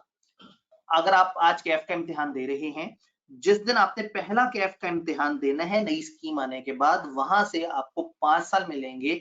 ये है उन लोगों के लिए जो कैफ की पहली अटेम्प्ट देने जा रहे होंगे नई स्कीम आने के बाद। जो पुराने स्टूडेंट्स उनके साथ क्या करेंगे आईकेएफ ने अभी नहीं बताया, बट ऐसी फीलिंग आ रही है कि वो जिन लोगों की डिस्क्वालिफिकेशन अटेम्प्ट करीब आ गई थी, उनको वो मार्जिन देख के नई स्कीम में डालना चाह रहे हैं। हम भी उन्हें ये मशवरा दे रहे हैं, आपने भी उनको ये रिक्वेस्ट करना है कि देखिए जी मेरी आखिरी अटेम्प्ट आ गई है, मेरा एक आध पेपर रहता है, अब आप नई स्कीम में देखिए लोगों को ज्यादा टाइम दे रहे हैं, काइंडली रिक्वेस्ट है, अच्छी पोलाइट टोन रखिएगा, उन्हें मेल करें और उनसे कहें कि जी काइंडली मुझे भी नई स्कीम के अंदर दाखिल कर लें और मेरी अटेम्प्ट दोबारा से बढ़ा दें। तो जो फंसे हुए हैं, जो आखिरी अटेम्प्ट्स के करीब पहुंचे हुए हैं, मुझे यहाँ थोड़ा सा होप है, होप 100% सर्टेनिटी नहीं है, होप है कि उन लोगों को नई अटेम्प्ट्स मिलने जा रही हैं इंशाल्लाह। बस आपने भी सपोर्ट करना है, हम अकेले तो बहुत शोर मचाते हैं। आईकेएफ कहता है जी टीचर्स हमें मेल करते रहते हैं, बच्चा तो कुछ कहता नहीं है। आप लोगों ने उन्हें कहना है कि खुदा के लिए आप नई स्कीम लेके आ रहे हैं, मैं पुरानी स्कीम का स्टूडेंट हूँ, मेरे इतने पेपर रहते हैं, काइंडली मेरी भी अटेम्प्ट बढ़ा दें। जैसे नए वालों को आपने 5 साल का टाइम दिया है, तो अच्छा उन 5 साल के बाद फिर 2 एक्स्ट्रा अटेम्प्ट्स उन्हें मिलेंगी जिनके कम से कम 2 पेपर्स रहते होंगे, तो उनको एक एडिशनल ईयर मिल जाएगा। इसका मतलब है 5 साल प्लस 1, 6 साल वो दे देंगे कैफ के 8 पेपर क्लियर करने के लिए। तो 5 साल मिलेंगे सबको, और जिसने 5 साल में 8 में से 6 पेपर पास कर लिए, उसको फिर मजीद वो अटेम्प्ट दे देंगे। तो इसका मतलब है कि अब उन्होंने 10 + 2 12 अटेम्प्ट्स रख दी हैं 8 पेपर्स के लिए। सफिशिएंट टाइम है और वाकई एक बंदा 6 साल तक कोशिश कर रहा है और फिर भी उसके सिग्निफिकेंट नंबर ऑफ पेपर्स रहते हैं, तो उस बच्चे को रीअसेस जरूर करना चाहिए। आप सबको मैं मशवरा दूंगा कि साइमल्टेनियसली कोई ना कोई बैचलर तो आप सबको उठा लेना चाहिए। मुल्क से बाहर जाना हो, किसी और क्वालिफिकेशन में जाना हो, सीए से भागना हो, कुछ भी करना हो लाइफ में, बैचलर्स हमेशा काम आ जाता है। बैचलर्स लाजमी दीजिए, कोई ना कोई बैचलर उठा लें। Punjab university, Allama Iqbal open university, virtual university, Karachi university, whatsoever, जो यूनिवर्सिटी सूट करती है। कोई ऐसा बैचलर्स जिसमें वो सिर्फ पेपर वाले दिन जाके आपने पेपर देना हो, नंबर नहीं अच्छे चाहिए, सिर्फ बैचलर्स का टैग चाहिए। कल को आप मुल्क से बाहर जाएं तो आपकी जिंदगी थोड़ी सी आसान हो, आप किसी और क्वालिफिकेशन में जाएं आपकी जिंदगी आसान हो। तो दैट इज अबाउट केएफ। अब इसमें ज़ाहिर है आपके मुख्तलिफ सवाल होंगे, मैं एंड ऑफ सेशन पे आपके सवाल भी ले रहूंगा और साथ साथ हमारे टीम मेंबर्स भी आपके स्पेसिफिक उनको एड्रेस करेंगे। भाई ने कहा सर आईकेप का ईमेल बता दें। आईकेप की वेबसाइट पे जाएं, वहां एक पोर्शन है कम्युनिकेट विद आईकेप, वहां आप डिपार्टमेंट सेलेक्ट करते हैं और उस डिपार्टमेंट को आप डायरेक्ट मेल कर सकते हैं। तो वो उन्होंने वेबसाइट पे ऑप्शन दिया हुआ, वो आप जाके चेक कर सकते हैं। ले जी, कहानी को अगले मरहले में दाखिल करते हैं। सीफेप लें जी, वो 25% लोग जो अब इस वक्त शिफ्ट हो रहे हैं या सीफेप में मौजूद हैं। जो शिफ्ट हो रहे हैं मैं उन्हें बता दूं कि इस वक्त अगर आप आज आपका रिजल्ट अच्छा आ गया, सितंबर में अगर रिजल्ट आपका आ गया, मतलब सितंबर में आपने पेपर दिए, अक्टूबर में आपका रिजल्ट आ गया और आप सीए फाइनल में चले गए, तो आप फिलहाल पुरानी स्कीम के स्टूडेंट हैं। तो आपने इसको नहीं सोचना, उस हिसाब से सोचना है। लेकिन अगर साल बाद अटेम्प्ट है और आईकेएफ ने अटेम्प्ट नई स्कीम की ली, तो अब आप एक खिचड़ी में आ गए, तो आइडियली आपको थोड़ा सा वेट करना होगा समझने के लिए कि आईकेएफ क्या करता है। उस दौरान सेफ पेपर है ये जो एसपीएम है ना, जो करंट एसपीएम का पेपर है, बिजनेस वाला जो पेपर है, वो अभी इस वक्त सेफ नहीं है। पता नहीं इस पेपर के साथ वो क्या करते हैं इसको।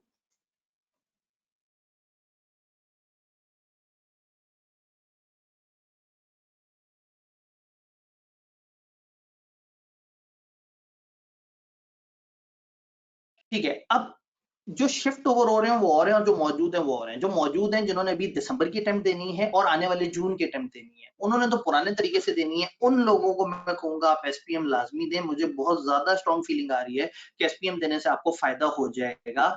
उन लोगों के लिए जो आज आर्टिकल्स में मौजूद हैं, जो करंट सीफेप वाले हैं, जिन्होंने दिसंबर में अटेम्प्ट देनी है, दिसंबर 2024 ये अभी जो आ रहा है, और 2025 के जून में जिन्होंने अटेम्प्ट देनी है, वो एसपीएम लाजमी दे। मुझे बहुत बहुत स्ट्रॉन्ग फीलिंग है कि शायद इस पेपर की बेस पे आपको वो बड़े वाला केस स्टडी एग्जाम कर दिया जाए। उन्होंने फाइनल नहीं किया लेकिन ऐसी बड़ी स्ट्रॉन्ग वाइब्स है। लेकिन एक नया बच्चा जो आज जिसका रिजल्ट अभी आना है इंशाल्लाह अक्टूबर में, और वो सीए फाइनल उठाता है, तो उसकी अटेम्प्ट कम से कम दिसंबर में जाके बनेगी। तो ऐसे बच्चे को फिर एसपीएम से दूर रहना होगा, क्योंकि एसपीएम वो उठा के पढ़ रहा होगा और जब पेपर देने जाएगा तो पता लगेगा एसपीएम का पेपर खत्म हो चुका हुआ है।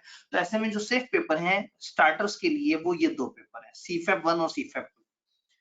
अकाउंटिंग का बड़ा वाला पेपर और लॉ का बड़ा वाला पेपर आपके लिए दो सेफ हैं। ये नया वाला पेपर है, अभी इस नए पेपर पे भी डिबेट है। मुझे कह रहे हैं कि भाई अगर एक बच्चे के कुछ पेपर पास हैं तो आप इसको ये एग्जाम कर दो।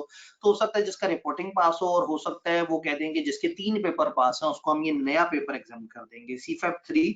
ये पेपर क्या है, अब ये सीफेप वालों के लिए मैं बता दूं, ये थोड़ा सा एक खास किस्म का कंसर्न दुनिया में एनवायरमेंटल उसका होता ये है कि आप फाइनेंस अकाउंट्स वगैरह की बातें तो बहुत सारी बताते हैं अपने अकाउंट्स में, लेकिन आपको ये भी बताना चाहिए डायरेक्टर रिपोर्ट में, जैसे हम कहते हैं कि हमने एनवायरमेंट के साथ क्या किया।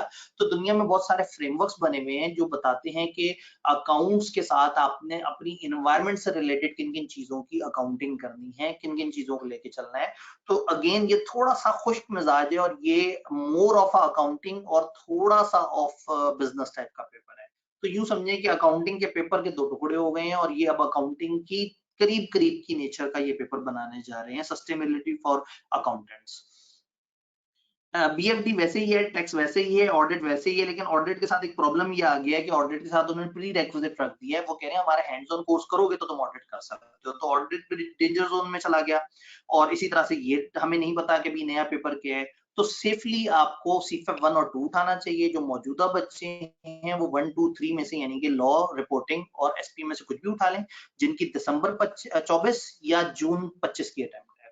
लेकिन जिनकी उससे आगे अटेम्प्ट बन रही है जिनका अभी कैफ का रिजल्ट आना पेंडिंग है, वो एसपीएम को ना सोचें, वो 1 और 2 को सोचें और इंतजार करें आईकैप आगे वाले पेपर्स के साथ क्या करता है और इसके बारे में क्या पैटर्न बनाता है। तो अभी एक और डॉक्यूमेंट आईकैप का आएगा जो बताएगा कि किस पेपर की बेस पे क्या एग्जामिशन है, तो फिर आप अपना डिसीजन ज्यादा बेहतर ले सकेंगे। बट आज की डेट पे मैंने आपको मशवरा दे दिया है, मौजूदा सीफैप के स्टूडेंट्स एसपीएम दे के कोशिश करेंगे शायद उनका वो केस स्टडी पेपर एग्जाम हो जाए, और जो नए स्टूडेंट्स हैं वो एसपीएम को भी मत छेड़ें। सर क्या फिर सीएस सस्टेनेबिलिटी ऑडिट्स भी कंडक्ट करेंगे? जी इंशाल्लाह ताला, जब पाकिस्तान में कंपनियों में सस्टेनेबिलिटी बहुत ज्यादा ऐड हो जाएगी तो फिर हम सस्टेनेबिलिटी ऑडिट में भी जाएंगे। दुनिया का इस वक्त ये ग्लोबल उभरता हुआ कंसर्न है, आईकैप इसमें बहुत सारे सेशन कर रहा है और हम आहिस्ता आहिस्ता उस तरफ जा रहे हैं कि हम जिस तरह से अकाउंट्स को ऑडिट करते हैं उस तरह से सस्टेनेबिलिटी रिपोर्ट्स बनाएं और उन रिपोर्ट्स का भी ऑडिट हो और उसके भी पैटर्न्स हो। तो ये आईकैप ने इस तरफ एक कदम उठाया और ये एक बड़ा अच्छा कदम है। दुनिया में आप कहीं पे भी जाते हैं तो आपको ये वाले काम करने होते हैं। Delivery of the course examination क्या होगा? स्टूडेंट के पास अभी भी ऑप्शन है कि सेल्फ स्टडी करें या क्लासेस लें। एनकरेज भी नहीं किया उन्होंने, भाई आपकी अपनी मर्जी है। अटेम्प्ट कब करना है? उन्होंने कहा आप ड्यूरिंग ट्रेनिंग कर सकते हैं, विदाउट ट्रेनिंग कर सकते हैं, आफ्टर ट्रेनिंग कर सकते हैं। ये खिचड़ी है, ये मैं आपको बताता हूँ। इन्होंने 3 ऑप्शन आपको दे दिए हैं और आपको ना एक डिसीजन में फंसा लिया, लेकिन ये 3 ऑप्शन तब आएंगी जब स्कीम फाइनली आ जाएगी। जो इस वक्त जा रहे हैं उनके पास ये ऑप्शन अभी नहीं है। और अगेन आपने कम से कम 2 पेपर लाजमी देने हैं। सीए फाइनल की रिक्वायरमेंट होती है कि आप 2 से कम पेपर नहीं दे सकते। हाँ, अगर आपका रह ही एक गया है तो फिर आप एक देंगे, वरना आप हमेशा 2 पेपर देंगे कम से कम।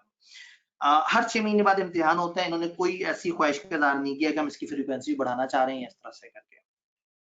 टाइम लिमिट क्या है? 10 साल होंगे आपको सीफैप पेपर्स क्लियर करने के लिए, और अगर 2 आपके सीफैप पेपर रह गए और बाकी सारे पास हो गए तो आपका टाइम अनलिमिटेड हो जाएगा। यानी 10 साल में आपने इन पेपर्स में से 2 छोड़ के बाकी सारे पास कर लिए तो 10 साल के बाद आपकी अटेम्प्ट्स अनलिमिटेड हो जाएंगी। तो 20 अटेम्प्ट्स हैं आपके पास 4-5 पेपर पास करने के लिए, और उसके बाद जो जो फाइनल तक पहुंच गया, आर्टिकल्स करके बैठा हुआ है, उन्होंने कहा ठीक है बस अब ये दरवेश आदमी है, इसको उसके हाल पे छोड़ देते हैं, इसको अब हम क्या छेड़ें।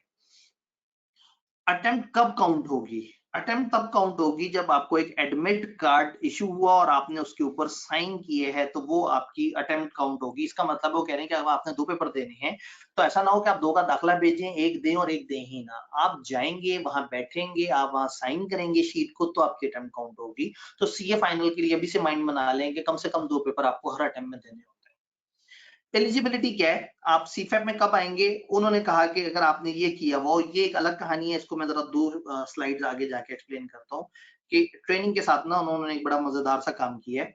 ट्रेनिंग के साथ उन्होंने क्या किया है? आपके पास अब 3 ऑप्शंस हैं। एक ऑप्शन ये है कि जो आज की डेट पे 3.5 साल की ट्रेनिंग होती है, यानी आपने कैफ कंप्लीट किया, आपका Kaif plus hands on course pass हुआ, आप रजिस्टर हो गए ट्रेनिंग में। 3.5 साल की ट्रेनिंग है जिसमें साल बाद आप इम्तिहान देना शुरू कर सकते हैं और आप देते रहते हैं। ये है एज ऑफ नाउ। 2 मजेदार ऑप्शन दिए उन्होंने। एक ऑप्शन उनके लिए जो चाहते हैं फाइनलिस्ट का लेबल लग जाए, पेपर्स की खैर है, वो तो जिंदगी भर पास होते रहेंगे। और कुछ ऐसे बच्चे होते हैं कहते हैं माहौल बना हुआ है पेपर पास होने का, काश इसी वक्त आईके फाइनल के भी इम्तिहान ले लें, हम साल में फाइनल को फड़का फुड़कू के रख दें। तो अब उन्होंने 3 ऑप्शन दिए हैं। मौजूदा 3.5 साल की ट्रेनिंग। दूसरा ऑप्शन, आप अनइंटरप्टेड ट्रेनिंग करें। आप गए, आपने सीफैप स्टार्ट किया, आपने कहा भाई मैं एक शरीफ आदमी हूं, मैं सिर्फ सीखना चाहता हूं, मैं पेपर नहीं देना चाहता। वो कहेंगे आज जो आपके आर्टिकल 3.5 नहीं 2.5 साल के, आपको 1 साल हम छूट दे देते हैं। आप 2.5 साल में सिर्फ आर्टिकल्स करो, आपको सिर्फ तबियत खराबी वगैरह वाली छुट्टियां मिलेंगी, पेपरों वाली छुट्टियां नहीं मिलेंगी। आप पहले अपनी आर्टिकल्स खत्म कर लो, आर्टिकल्स खत्म होने के बाद जिंदगी भर पेपर देते रहना। एक ऑप्शन। दूसरी ऑप्शन है, उन्होंने कहा भाई काम करो, 4 पेपर सीफैप के पास करो और फिर ट्रेनिंग में आओ। 4 पेपर या 2 साल, विच एवर इज अर्लियर। वो आपको 2 साल का टाइम लेंगे। 2 साल में आपके पास 4 अटेम्प्ट्स होंगे। उन 4 अटेम्प्ट्स में अगर आपने 4 पेपर पास कर लिए तो 2 साल पूरे हो गए तो भी आपको आर्टिकल शुरू करने पड़ेंगे, या 4 पेपर पास हो गए तो भी आपको आर्टिकल शुरू करने पड़ेंगे। तो फर्ज करें आपने 2-2 करके 2 अटेम्प्ट्स दी और फर्ज करें 3 अटेम्प्ट्स में पास हो गया। 1.5 साल में आपने 4 पेपर पास कर लिए। अब आपकी ट्रेनिंग स्टार्ट हो जाएगी और वो ट्रेनिंग होगी 3 साल की ट्रेनिंग। तो एक ऑप्शन है कि 3.5 साल की ट्रेनिंग जिसके बीच में पेपर दें। दूसरी ऑप्शन है पहले 2.5 साल की ट्रेनिंग और बाद में पेपर। और तीसरी ऑप्शन है पहले 2 साल की पढ़ाई या 4 पेपर पास होने तक की पढ़ाई एंड उसके बाद 3 साल की ट्रेनिंग। तो स्टूडेंट 3 तरह के हैं। एक वो स्टूडेंट जो कहते हैं यार नई चीज मुझे समझ ही नहीं आती, तो भाई वो सुकून से वैसे ही चलते रहे जैसे आईके पहले उन्हें चला रहा था।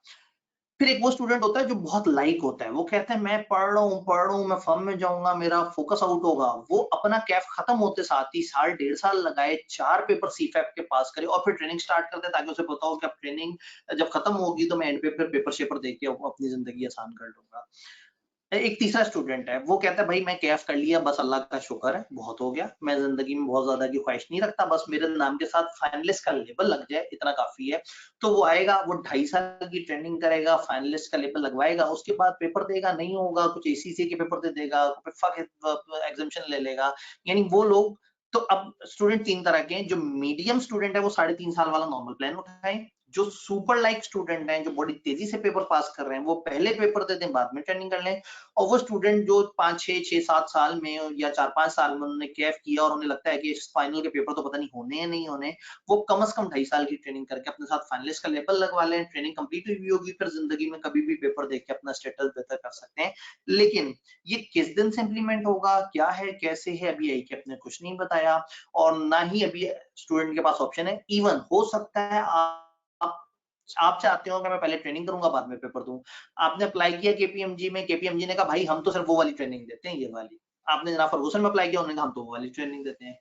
तो आज की डेट में कंफर्म नहीं है कि फर्म्स इस चीज को किस तरह से देख रही हैं, लेकिन अगर आपके पास ऑप्शन है तो जो पेपर पास करने वाला बच्चा है वो पहले पेपर दे दे, जल्दी से साल 1.5 साल में क्लियर करके ट्रेनिंग शुरू कर ले। और वो बच्चा जो कि बस मुश्किल में ही है, तो वो बेहतर है कि वो पहले ट्रेनिंग कर ले। और मीडियोकर बच्चा, उसके लिए 3.5 साल वाली ऑप्शन अच्छी है। लेकिन again this is too early, ये गैर हतमी गैर सरकारी बात हो रही है। वो कह रहे हैं कि एक अगर कैंडिडेट एक दफा ऑप्शन ऑप्ट कर लेगा तो रिवर्सेबल नहीं है। आप ये नहीं करेंगे जी उस टाइम पे मैं जरा और सोचा था, मेरा मूड चेंज हो गया, जैसा हमारे पास नहीं आते सर मैं प्री में उस सब्जेक्ट में एनरोल हुआ था, मैं सोच रहा हूँ मैं पोस्ट वाला सब्जेक्ट दे दूं। तो इस तरह की कोई रिवर्सेबल ऑप्शन नहीं है इसके अंदर। एडिशनली वो कह रहे हैं कि हम इसमें डेजिग्नेटेड पर्सन जो आपकी ट्रेनिंग ऑर्गेनाइजेशन में होगा, वो आपकी असेसमेंट करके बताएगा कि बच्चा कैसे जा रहा है, और उससे आपकी पेपर्स, आपकी परफॉर्मेंस या उन चीजों पे कुछ ना कुछ इम्पैक्ट आएगा जो अभी आई के अपने क्लियर नहीं किया है इसके अंदर। तो ये अब ऑप्शन है कि 3.5 साल की ट्रेनिंग कर लो, 3 साल की ट्रेनिंग कर लो, या 2.5 साल की, और जो पुरानी 4 साल की ट्रेनिंग जिस तरह से चल रही थी वो उसी तरह से चलती है। सर आईके ने ये सब कंफर्म कब बताना है, बस ये बात कंफर्म नहीं है। मुझे लग रहा है कि आने वाले 2 महीने के अंदर वो एक-एक करके सारे के सारे कबूतर जो है वो पिंजरे से निकाल के आपके सामने ले आएगा। लेकिन दिस वाज़ द टाइम कि उन्होंने आपको ये बता दिया कि we are working on new scheme. एक बात तय है कि नई स्कीम पे हम सबका मुत्तफ़िका लहराए ये है कि एट लीस्ट मार्च तक ये नई स्कीम इम्प्लीमेंट नहीं हो रही, चूँकि आईकैप अभी इसमें बहुत सारी वर्किंग कर रहा है।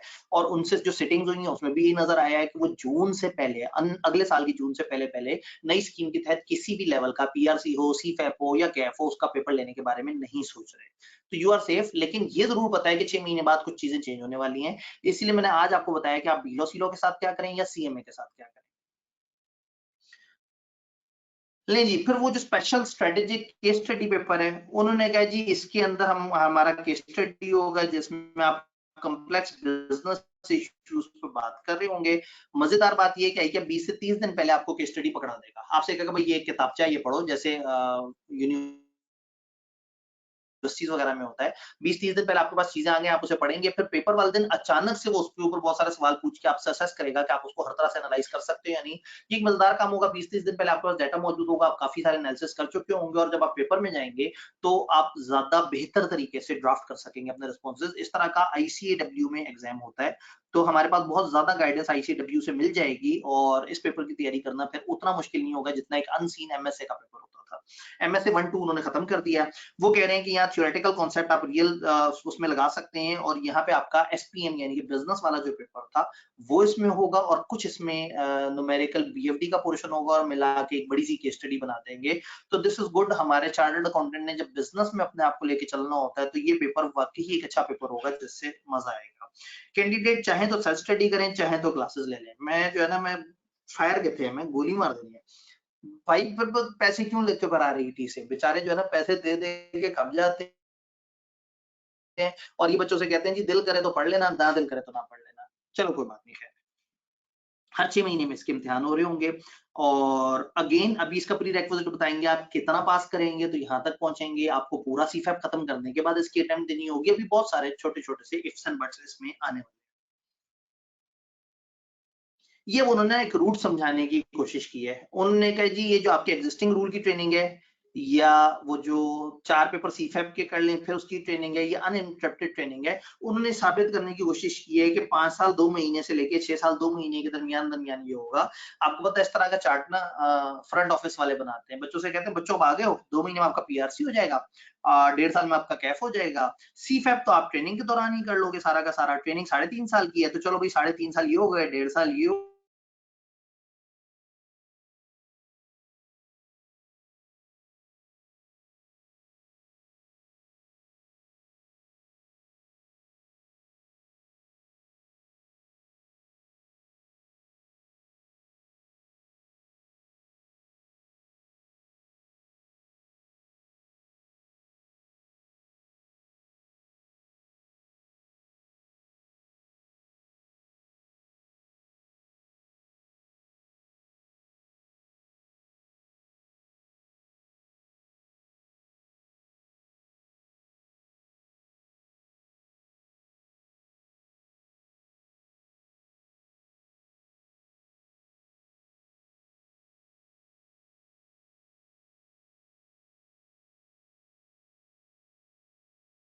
इस पे कनेक्ट करता हूँ।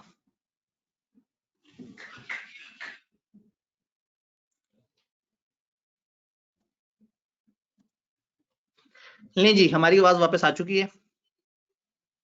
बेस्ट ऑफ सर, मैंने लेट ज्वाइन किया, क्या मुझे रिकॉर्डिंग मिल जाएगी? भाईजान अगर आप ज्वाइन कर चुके हैं तो आपकी ईमेल पे रिकॉर्डिंग आ जाएगी, नहीं तो हम यूट्यूब पे जगह जगह इसको शेयर कर देंगे, आपने परेशान नहीं होना। लो जी, तो आईकेएप ने आपको साबित कर दिया कि 5 साल 2 महीने में आपका सीए कंप्लीट। दूसरे रूट में उन्हें लगता है कि आपको 6 महीने इजाफी लग जाएंगे, और तीसरे में लगता है कि मजीद 6 महीने इजाफी लग जाएंगे। उन्होंने उसी हिसाब से कैलकुलेशन की है, लेकिन ये सारी चीजें फिलहाल आपके लिए रेलेवेंट नहीं है। फिलहाल आपके लिए रेलेवेंट ये है कि अब नई स्कीम में क्या पेपर कॉम्बिनेशन है, किस तरह से है, और क्या फर्म्स ये ऑप्शन देंगी या नहीं देंगी, और जब स्कीम का फाइनल वर्जन आएगा तो क्या ये तीनों मौजूद होंगी। भाई फीडबैक आपने देना है, मैंने देना है, फर्म्स ने भी तो देना है, चार्टर्ड अकाउंटेंट्स ने भी तो देना है। वो कहेंगे यार क्या खिचड़ी पकाती है, आपने कंफ्यूज कर दिया है, ऑप्शन छोड़ो, ये 3 खत्म करो, एक ही ऑप्शन सही है, या 2 खत्म कर दो, 1 खत्म कर दो। तो फाइनल वर्जन सामने क्या आता है वो नहीं पता। ऐसा लग रहा है कि एक बेसिक फाइनल वर्जन 2 महीने बाद आ जाएगा, और विद प्रॉपर सिलेबस और वो सारी चीजें मुझे लग रहा है कि जनवरी के आसपास तक हमें बिल्कुल चीजें क्रिस्टल क्लियर हो जाएंगी। अगर मैं बात करूं जैसे पीछे होता रहा है, अगर मैं उसी को जहन में रखूं, हैंड्स ऑन कोर्सेज उनने का जो पीपी और एमएस ऑफिस है वो उसी तरह से होगा, बस इसमें एक एक्सटर्नल असेसमेंट आ जाएगी। आईकेप इसको आके खुद से देखेगा कि क्या ये बच्चों ने सही से तैयार किया, बच्चों ने सिर्फ पैसे देके सर्टिफिकेट तो नहीं पकड़ लिए। ये एक अच्छी बात है, मुझे तो बड़ी खुशी हो रही है, क्योंकि जो सही से कराते हैं उनको अच्छा लगेगा कि उनके बच्चे पेपर दें और आईकेप उनको असेस करे, उन्हें पास करे। तो वो जो जहां 2 नंबर सर्टिफिकेट मिलते हैं, पैसे दे दो सर्टिफिकेट ले लो, वो डिस्करेज होगा कल्चर, क्योंकि ये स्किल है, ये बड़ी जरूरी है आपके लिए। सीफेप में वो कहते हैं कि एक आपका एथिक्स का ऑनलाइन वो होगा, उसमें आपने बस जाना होगा, आप अच्छे आदमी आप टेक लगाएंगे, आप बहुत अच्छे आदमी आप टेक लगाएंगे, आप बेमानी तो नहीं करते आप टेक लगाएंगे, वो एक ऑनलाइन मॉड्यूल होता है। और सीफेप में एक जो हैंड्स ऑन कोर्स है वो डाटा एनालिटिक्स और एआई का है। ऑडिट का पेपर देने से पहले उन्हें लगता है कि ये वाला हैंड्स ऑन कोर्स आप करेंगे तो ऑडिट का पेपर आपका अनलॉक होगा, वरना अनलॉक नहीं होगा। तो ये बाकी उन्होंने सारी उसमें थर्ड पार्टी वाली बात कर दी, रिजल्ट जो है वो कैंडिडेट्स को होगा, उनसे क्रेडिट मिलेंगे वगैरह वगैरह, इस तरह की बातें उन्होंने की हैं। फिर पोस्ट क्वालिफिकेशन स्पेशलाइजेशन आप में से किसी का इंटरेस्ट नहीं है, एक बंदा सीए करता है, वो कहता है अब सीए कर लिया अब आगे क्या।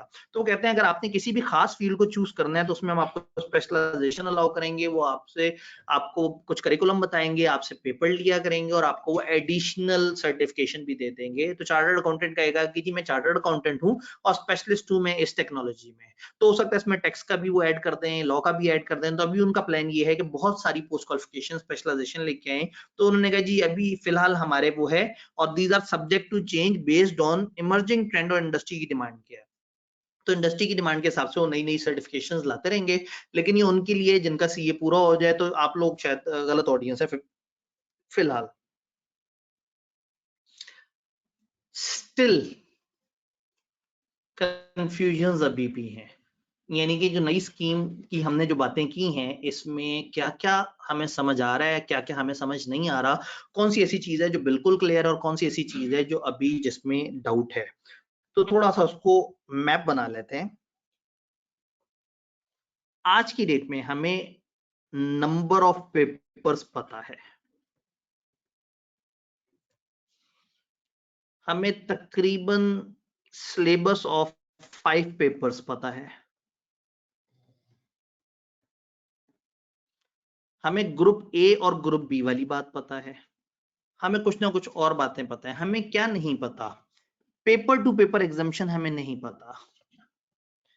आपका आज कौन सा पेपर आपने पढ़ा हुआ होगा तो आपको कौन कौन सा पेपर एग्जाम्प्ट हो जाएगा, ये वाली बात अभी हमें आज की डेट में नहीं पता। 5 पेपर्स हमें फॉर श्योर पता है, बीलो सीलो दोनों पास हुए हुए होंगे तो वो पेपर एग्जाम्प्ट हो जाएगा। लेकिन हमें जो नहीं पता वो ये है कि जो डाटा वाला पेपर है, खासतौर पे ये जो डाटा सिस्टम्स वाला पेपर है, इसका वो क्या करेंगे, किन लोगों को एग्जाम करेंगे, किन को नहीं करेंगे। गुमान क्या है? गुमान ये है कि 4-5 पेपर या ग्रुप ए जिसका पास होगा मोस्ट प्रोबेबली उसको एग्जाम कर देंगे। लेकिन अगेन ये हमारी रफ एस्टिमेशन है, आई के अपने बीच में नहीं बताया हुआ। दूसरा, ओल्ड स्टूडेंट्स को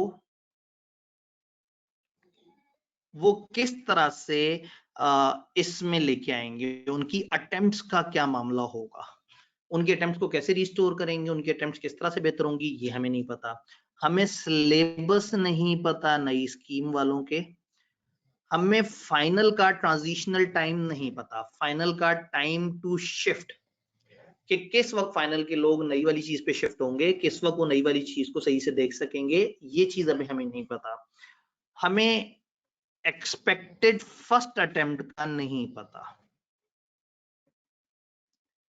मोटा मोटा अंदाजा ये है कि ऑटम 2025 बहुत ज्यादा चांसेस हैं कि नई स्कीम के मुताबिक होगी, मार्च वाली ना होने के बराबर चांसेस हैं कि नई स्कीम के मुताबिक होगी।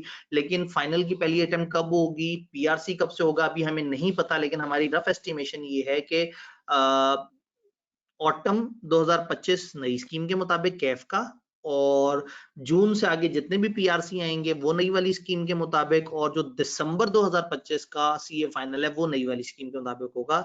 लेकिन वो कब कन्वर्जन होगी, जो ट्रेनीज है उन लोगों को जो एग्जिस्टिंग अपने कॉन्ट्रैक्ट स्टार्ट कर चुके हुए हैं उन लोगों को वो कैसे लेके चलेंगे, उनके पास क्या ऑप्शन होंगी, ये चीजें हमें नहीं पता।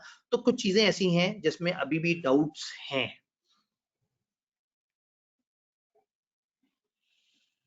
अब जब चीजें अनसर्टन है तो हमें क्या करना चाहिए? हमें सुकून करना चाहिए, हमें बहुत लॉन्ग प्लानिंग नहीं करनी चाहिए। क्योंकि आप आज एक लॉन्ग प्लानिंग करके बैठ जाएं और 2-3 महीने बाद इसका जो मॉडिफाइड वर्जन आए वो बड़ा अजीबोगरीब सा हो। तो अभी हमने क्या करना है, हम अपना जो एग्जिस्टिंग प्लान है, जो भी हमारा प्लान था पेपर्स का, उसको कंटिन्यू करें। सिर्फ 2 अमेंडमेंट्स हैं कि सीएम में मस्ट उठाएं, और अगर सीलो या बीलो में से कोई एक पास हुआ है या दिया हुआ है तो फिर जो सेकंड वन है वो लाजमी उठाए। लेकिन अगर बोथ रिमेनिंग तो फिर कोई ना उठाए इनमें से। तो ये चीज अभी हमें समझ आ रही है, और आने वाली टाइम में कोशिश करें कि बहुत ज्यादा पेपर भी ना उठाएं लेकिन कम पेपर भी ना उठाएं। 3 पेपर हमेशा एक आइडियल पेपर साइज आप वो उठाएं। तो इस वक्त आप अपनी प्री एनरोलमेंट्स करवा रहे हैं तो आप जहां जहां जो जो प्लान कर रहे थे आप उसके मुताबिक चलते रहें। बस इसमें सीएम में आपका प्राइम फोकस बन जाना चाहिए, और अगर 2 पेपर आपके 2 में से एक पेपर पास है तो वो एक पेपर हो जाए। जो लोग फाइनल में जा रहे हैं, ट्रेनिंग्स वगैरह में जा रहे हैं और अभी उन्हें नहीं समझ आ रहा, जो अभी टू गो हैं, जिन्होंने अभी जाना है, वो एसपीएम से दूर रहें, और जो एग्जिस्टिंग हैं वो एसपीएम लाजमी करें। क्योंकि मुझे बहुत बहुत स्ट्रॉन्ग फीलिंग ऐसी आ रही है कि एसपीएम पास होने वाले बच्चों को शायद वो पेपर एग्जाम कर दें, या वो कहते हैं कि एसपीएम और बीएफडी जिसका पास है उसका वो केस स्टडी पेपर एग्जाम है। अभी नहीं पता, लेकिन जब वो आएंगे तो वो बताएंगे। तो अब इसमें जब थिंग्स अनसर्टन है तो मेरी सजेशन ये है कि आपने अपने नॉर्मल तरीके से चलना है। नई स्कीम पे बहुत ज्यादा जोरों शोर से बात नहीं करनी। मैंने देखा था पेपर वाले वीक में लोग इतने पागल हुए हुए थे, हर वक्त नई स्कीम, हर तरफ नई स्कीम डिस्कशन। तो मैंने वहां पे पोस्ट डाली कि भाई हमने पिछली दफा भी इस तरह से सेशन किया था सैकड़ों हजारों स्टूडेंट्स के साथ, और अभी भी हम सेशन करेंगे। हम लोगों को अच्छी तरह से समझाएंगे कि नई स्कीम क्या है, किस तरह से है, कितनी बातें सर्टेन है और कितनी बातें अनसर्टेन है। नंबर ऑफ पेपर्स अब हमें बहुत ज्यादा क्लियर लग रहा है, ग्रुपिंग की कॉम्बिनेशन बहुत बेहतर लग रहा है, सिलेबस अभी हमें नहीं पता। The only question mark in Kaif is वो जो डाटा वाला पेपर है उसका सिलेबस क्या होता है और उसमें किन को एग्जामिशन देते हैं, किन को एग्जामिशन नहीं देते। और एक बहुत बड़ा सवाल है, एग्जिस्टिंग स्टूडेंट जो डिस्क्वालिफिकेशन के करीब थे, क्या उनको अटेम्प्ट मिली है या नहीं मिली। आप लोगों ने भी फीडबैक देना है, हम लोग भी फीडबैक देने की कोशिश करेंगे।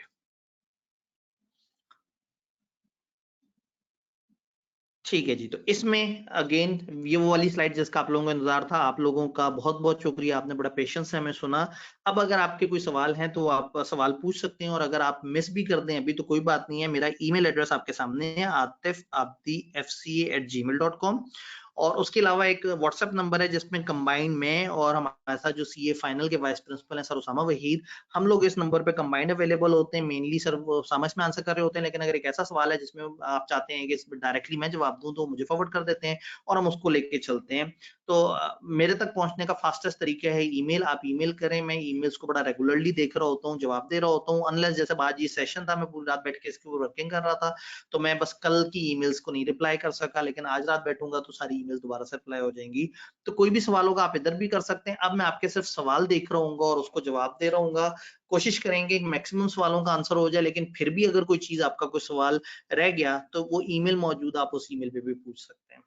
मैं आपके सवाल देखने की कोशिश करूंगा।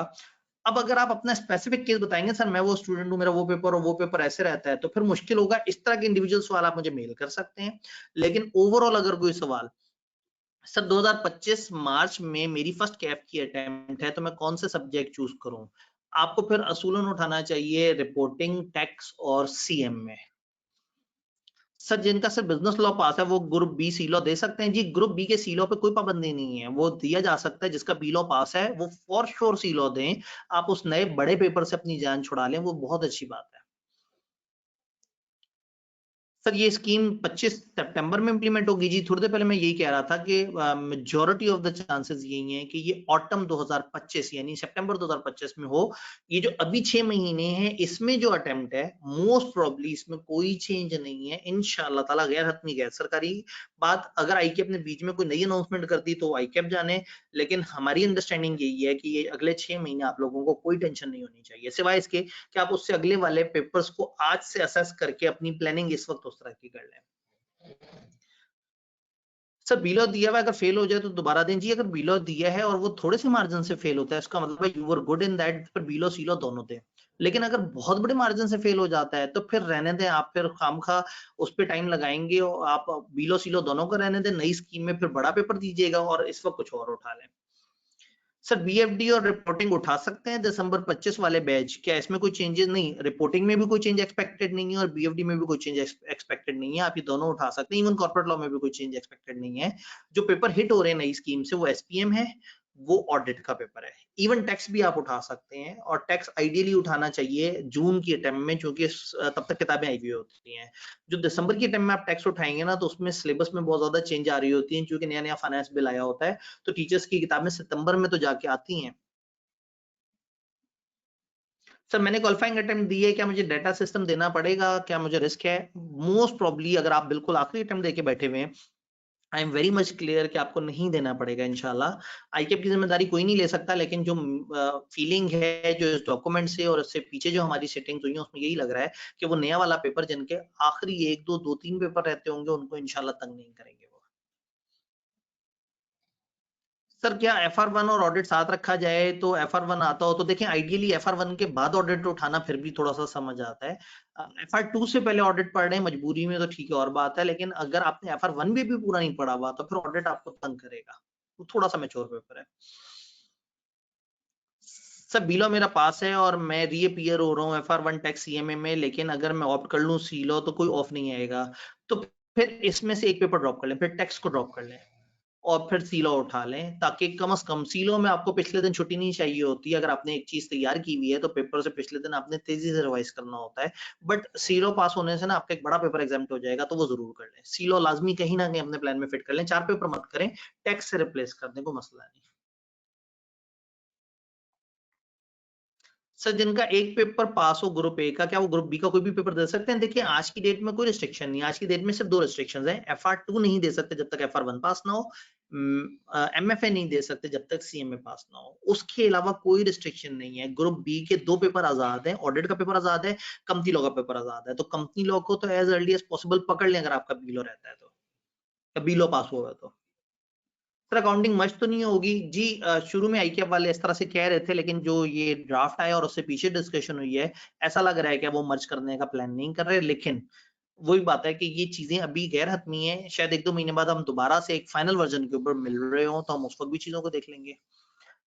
सर क्या बिजनेस एंड कॉर्पोरेट लॉ के पुराने पेपर से बचने के लिए अगर नेक्स्ट टाइम में बी लॉ दे दें टुगेदर ग्रुप ए, जी अगर आप बचना चाहते हैं, लाजमी बचना चाहते हैं, तो फिर बी लॉ सी लॉ दोनों इकट्ठे दे दें। लेकिन मुझे लगता है कि 2 पेपर दे के 1 पेपर बचाना को बहुत ज्यादा कमाल बात नहीं है। लेकिन अगर आपको फियर है कि अगर वो पेपर हैवी हुआ और बाद में ना पास हुआ तो आप दे दें। मेरा मशवरा ये है कि अगर आपका एक पास है या एक दिया हुआ है तो दूसरा दे दें। अगर दोनों रहते हैं तो आप अपना CMA को ज्यादा फोकस कर लें। हालांकि इस मशवरे में मेरा अपना नुकसान है, लेकिन अल्टीमेटली आपके लिए ज्यादा बेहतर वही है। सर अगर हमारा एक पेपर रहता होगा बीलो सीलो में से, हमें नया पेपर देना पड़ेगा? जी नया पेपर देना पड़ेगा, लेकिन 90% चांसेस हैं कि वो हाफ देना होगा, उसका एक पोर्शन देना होगा, एक नहीं देना होगा। लेकिन ये चीजें भी ICAP ने क्लियर नहीं की है। सर अगर हमारे 25 में कैफ की फाइनल अटेम्प्ट हो तो ट्रेनिंग से पहले CFAP के 4 पेपर वाली ऑप्शन यूज कर सकते हैं। जी जब आप मार्च में पेपर देंगे और आपका अप्रैल के करीब रिजल्ट आएगा तो तब तक ICAP बहुत सारी चीजें क्लियर कर चुका होगा, बता चुका होगा कि किस टाइम से आने वालों को कौन सी अटेम्प्ट मिलेगी, किन को कौन सी अटेम्प्ट मिलेगी। तो अगर आपकी मार्च में आखिरी अटेम्प्ट है तो बेसुकून करें, सिर्फ अपनी फोकस करें कैफ पे। उस वक्त CA फाइनल का सब कुछ क्लियर हो चुका होगा इंशाल्लाह। सर कैफ सिलेबस में मार्च अटेम्प्ट में चेंजेस आ रही हैं?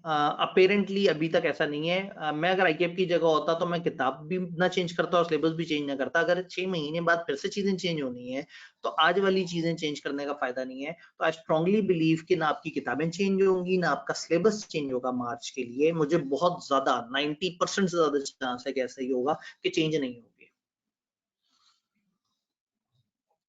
सर न्यू पॉलिसी के साथ कैफ इम्प्लीमेंट होगा सितंबर में। मेरे कुछ सवाल हैं। मेरी पहली अटेम्प्ट ऐसे बहुत, ये आपका ना केस बड़ा लंबा चौड़ा सा बन रहा है, वो मैं उसको पढ़ने बैठूंगा तो वो स्टेप बाय स्टेप और सबके लिए रेलेवेंट नहीं होगा।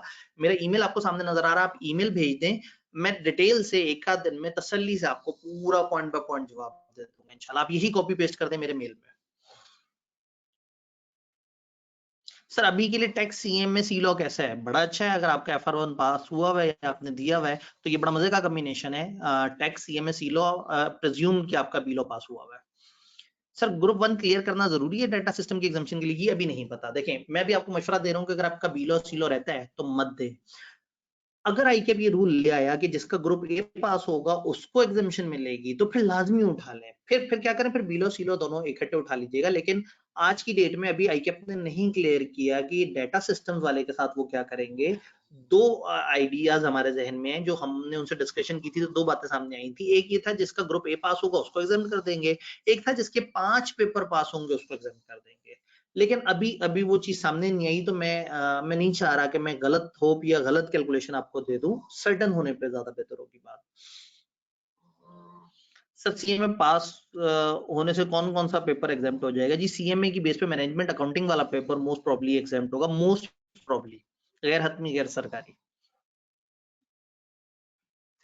बीन मोर देन 4 ईयर मैं स्ट्रगल कर रहा हूँ, कोई बैकअप हो तो क्या हो? या आप बैचलर्स किसी भी प्राइवेट यूनिवर्सिटी से लाजमी उठा लें, वो आपको लाइफ में इंशाल्लाह ताला लाजमी हेल्प कर देगा। सर अगर 4 पेपर रखने हैं तो कौन से रखें? अगर आपकी वेरी फर्स्ट अटेम्प्ट है और आप 4 पेपर देना चाह रहे हैं तो फिर मेरे ख्याल में आप यूं कर सकते हैं कि रिपोर्टिंग CMA के साथ बीलो सीलो दोनों उठा लें। अगर आप 4 रखना चाह रहे हैं, मैं मशवरा दूंगा 3 का। तो जो 4 उठा रहे हैं उनके बीलो सीलो रहते हैं, वो लाजमी पर वो 2 उठा लें ताकि वो उस पेपर से बच जाएं। लेकिन ये वो लोग हैं जो 4 पेपर उठाना चाह रहे हैं, मैं नहीं मशवरा देता 4 पेपर का।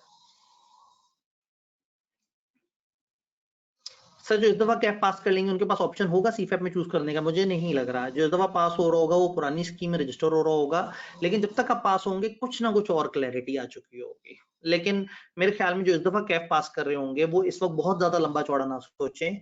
वो अपने जहन में पेपर्स रखें, रिपोर्टिंग, कॉर्पोरेट लॉ, और फिर सिचुएशन आने पे जब नई चीजें फाइनल हो जाएं फिर देखेंगे उनका तीसरा पेपर क्या होना चाहिए।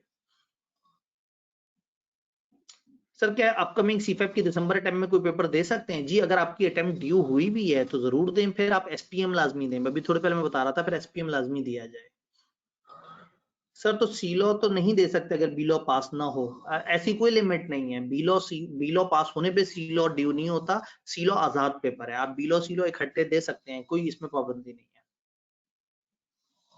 सर अगर नए पेपर्स का सिलेबस ज्यादा इजी हुआ, अनसर्टेनिटी है, तो फिर एक काम करें जो सर्टन पेपर्स हैं उनके साथ चलें और नए का इंतजार कर लें। देखिए हमेशा डिसीजन लेना चाहिए जो वर्ड्स इन हैंड है, नॉट वो जो इन द बुश है आप उसको मत सोचें, जो सर्टन चीजें आप उसके हिसाब से रखना। सर क्या कैफ के बाद 7 पेपर्स रह जाएंगे अकॉर्डिंग टू न्यू स्कीम? जी कैफ के बाद फिर आपके जो एग्जिस्टिंग वो है सीफैप है उससे छोटा सीफैप आपको मिलेगा। एमएसए 1-2 गायब हो जाएगा, उनकी जगह केस स्टडी पेपर आ जाएगा। एसपीएम तो गायब हो गया लेकिन उसकी जगह एक सस्टेनेबिलिटी का पेपर आ जाएगा। सर क्वालिफाइंग अटेम्प्ट हो तो R1 R2 दोनों इकट्ठे दे सकते हैं। अगर तो आपके रहते ही सिर्फ 2 हैं R1 R2 और बाकी सारे पेपर पास हैं तो आप दोनों इकट्ठे दे सकते हैं। दूसरा रूल है अगर आपकी अटेम्प्ट प्लस ग्रेस अटेम्प्ट वाला टोटल टाइम में आखिरी 12 महीने आ गए हैं तो फिर आप ये पेपर इकट्ठे दे सकते हैं। मेरे ख्याल में नई स्कीम के सवाल खत्म हो गए हैं और शायद अपनी डायरेक्ट जो है ना वो पर्सनल क्यूरीज चल रही हैं, तो आप मुझे ईमेल भी कर सकते हैं। एक भाई ने कहा सर अपकमिंग सीफैप की अटेम्प्ट, हाँ ये ठीक है, ये हो गया। सर क्या दोनों एमएसए एग्जाम्प्ट हो गए हैं? हमें मोस्ट प्रॉब्ली जब आप जाएंगे सीए फाइनल में तो आपको एमएसए 1-2 नहीं देना पड़ेगा, लेकिन उसके बदले फिर सस्टेनेबिलिटी या इस तरह के पेपर्स तो आपको देने होंगे। Sir reporting plus corporate law 6 month में मैनेजेबल है? नहीं, ज्यादा हो जाता है। साल में मैनेजेबल है, 6 महीने है तो फिर कॉर्पोरेट लॉ ड्रॉप कर दें। कॉर्पोरेट लॉ भारी पेपर है सीए फाइनल में। सर जिसने अक्टूबर में पीआरसी में एनरोल होना है बस वो चिल करे, उसने तो टेंशन ही नहीं लेनी। उसने जो है ना वो पीआरसी में जाना है और पीआरसी को नॉर्मल तरीके से खत्म करके और कैप में शिफ्ट हो जाना है। उसके लिए इस टाइम पे टेंशन नहीं है, क्योंकि पीआरसी के लिए टेंशन आएंगी जून के बाद जाके कहीं। R1 सीएम में ऑडिट मैनेजेबल है। मैनेजेबल तो कुछ भी हो सकता है दुनिया में। अगर आपको लग रहा है कि ऑडिट ज्यादा भारी हो जाएगा तो फिर बीलो सीलो इकट्ठे दे दें, या इनमें से कोई रहता है तो उसको कर लें। सब पूरा ग्रुप बी रहता है तो मैं कौन से पेपर दूं? वही जो आपने पहले प्लान किए थे। फिर सोचे ही मत, फिर मत ये सोचे कि नई स्कीम क्या है पुरानी स्कीम क्या है, क्योंकि ग्रुप ए के पेपर्स अगर आपके निकले हुए हैं तो आप अपने नॉर्मल पैटर्न पे चलें, जिस तरह से आपने पहले सोचा हुआ था उसी तरह से चलें। इस टाइम में मेरे से नई स्कीम के सवाल पूछे ना। सर मेरा क्वेश्चन तो आंसर ही नहीं हो रहा है। अब ये भाई को आपको सवाल अपने दोनों इकट्ठे नजर आ रहे हैं, लेकिन मेरे पास आपका सवाल बहुत ऊपर चला गया होगा। मैं एक दफा ढूंढ लेता हूँ, अगर आपका सवाल मुझे मिल गया तो। एक सवाल नजर आया सर, बोथ एमएसए अगर ऑलरेडी एग्जाम्प्ट हो तो बस फिर तो फर्क ही कोई नहीं पड़ता। फिर तो आप आपका वही स्टेटस है जो पहले था। ये जो इस वक्त मैंने दो बातें नहीं की हैं सारी डिस्कशन में, जो पहले अलग अलग ग्रुप से आ रहे थे उनका क्या चल रहा था, जो ऑलरेडी ट्रेनिंग में है उनके लिए क्या है, उनके लिए कोई चेंज नहीं है, चीजें उसी तरह से चल रही हैं। जून के बाद आई कैप जो भी बताएगा फिर हम उसके मुताबिक चलेंगे।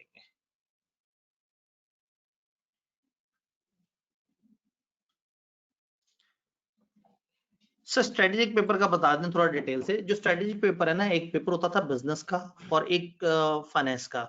जो बीएफडी है ना, थोड़ा सा उसका पोर्शन लें और बिजनेस का मैक्सिमम पोर्शन लें, और एक बड़ा केस स्टडी आई कैप बना रहा है जिसमें वो आपको एक केस स्टडी देगा।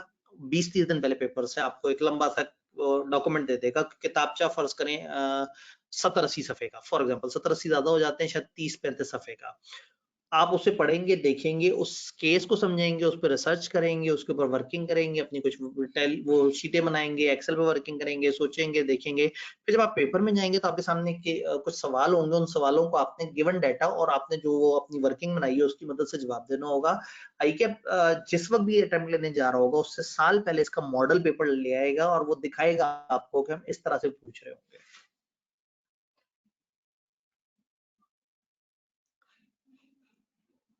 ठीक है जी। एक और भाई ने कहा कि मेरा भी जवाब दे दें, बल्कि एक बहन ने कहा मुझे भी जवाब दे दें। अब आपका सवाल भी थोड़ा सा ऊपर निकल गया होगा, जिनके सवाल अगर मिस भी हो गए, क्योंकि इस टाइम पे हमारे पास अप्रोक्सीमेटली 500 के करीब लोग थे, तो इसमें जाहिर है मुख्तलिफ लोगों के सवाल वगैरह ऊपर नीचे हुए हैं, और आप मुझे साथ साथ मेल भी कर सकते हैं कंफ्यूजन, मैं उसको भी जवाब दे दूंगा इंशाल्लाह। Very helpful session. एक भाई ने क्लोजिंग बातें शुरू कर दी, मुझे बड़ा अच्छा लगा। सर चेंजेस कितने हैं अगर बीलो पास हो तो? कंबाइन बीलो सीलो एग्जाम होगा? नहीं भाईजान, ये इतना मजाक नहीं हो रहा। खाली बीलो पास होने पे आपको वो बड़ा वाला पेपर एग्जाम नहीं करने लगे।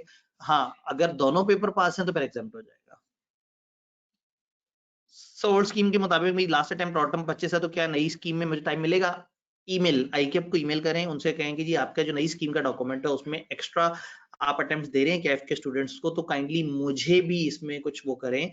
तो आईकेएफ को लाजमी ईमेल करें, क्योंकि आईकेएफ ने फीडबैक मांगा है, तो आप कहेंगे जी मुझे भी नई स्कीम की तरह से जरा ज्यादा टाइम चाहिए, ताकि मैं भी उन बच्चों के साथ एक पार खड़ा हो जाऊं।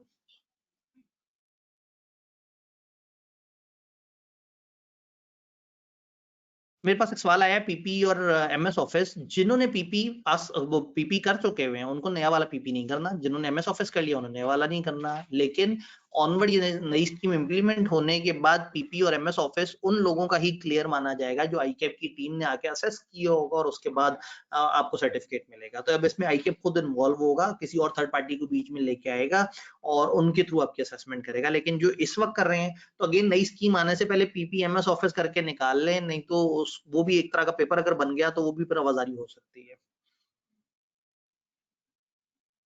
सर आप कौन सी क्लासेस प्रेफर करते हैं, ऑनलाइन या फिजिकल? मैं अगर स्टूडेंट होता तो मैं लाजमी ऑनलाइन की तरफ जाता। मैं डेली घर से ना निकलता, मैं इतने महंगे शहरों में महंगे हॉस्टलों में ना ठहरता। लेकिन आई लव कंप्यूटर, मुझे स्क्रीन के सामने बैठना अच्छा लगता है।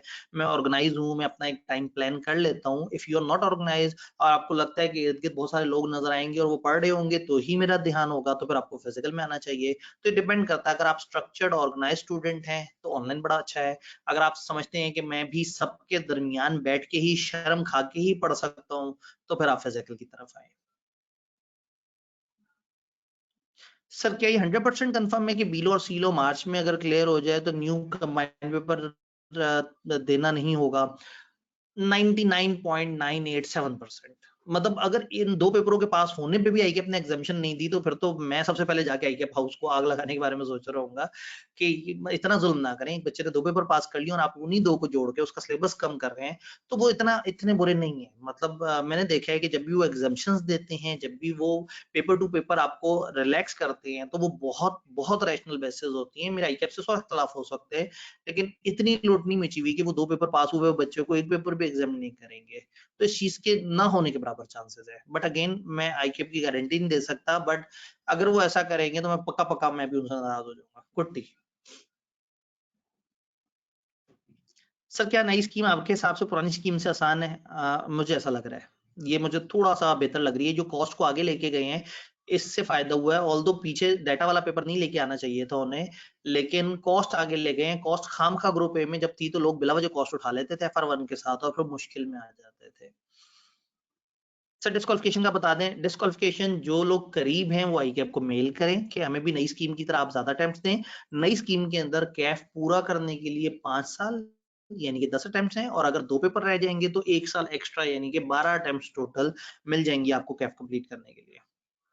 सर मेरा क्वेश्चन रिप्लाई करते हैं। भाईजान आपका सवाल क्या था? अरे शुक्र, आपका सवाल सामने नजर आ गया। सर कैफ के लिए प्रीवियस लेक्चर तो फॉलो कर सकते हैं? जी बिल्कुल। अगर सिलेबस में कोई चेंज नहीं है तो प्रीवियस लेक्चर अगर लेजिटिमेट बेसिस पे नेट पे फ्री में कॉलेज वालों ने अपलोड किए हैं तो जरूर देख लें। फॉर एग्जाम्पल मेरा बीलो सीलो क्रैश कोर्स मौजूद है, ऑडिट क्रैश कोर्स मौजूद है, हमने खुद अपने कॉलेज के पोर्टल पे अपलोड किए हैं। लेकिन अगर किसी जगह चोरी शुदा किसी भी कॉलेज के किसी भी टीचर के लेक्चर मिल रहे हैं तो वो वैसे ही गैर अखलाकी हरकत है, और जाहिर है उससे फिर बरकत भी आउट हो जाती है लाइफ में, कहीं ना कहीं उसका नुकसान होता है। तो ऐसा ना करें। हाँ, अगर पिछली दफा के कॉलेज की अपनी तरफ से ऑफिशियल अपलोड किए हुए आपको मिलते हैं तो मोस्ट प्रॉब्ली वो रेलेवेंट होंगे, क्योंकि वो इसमें कोई चेंजेस 6 महीने के लिए कोई नई चेंजेस लाना मेरा नहीं ख्याल आईकेएफ के लिए कोई बहुत अच्छा फैसला है।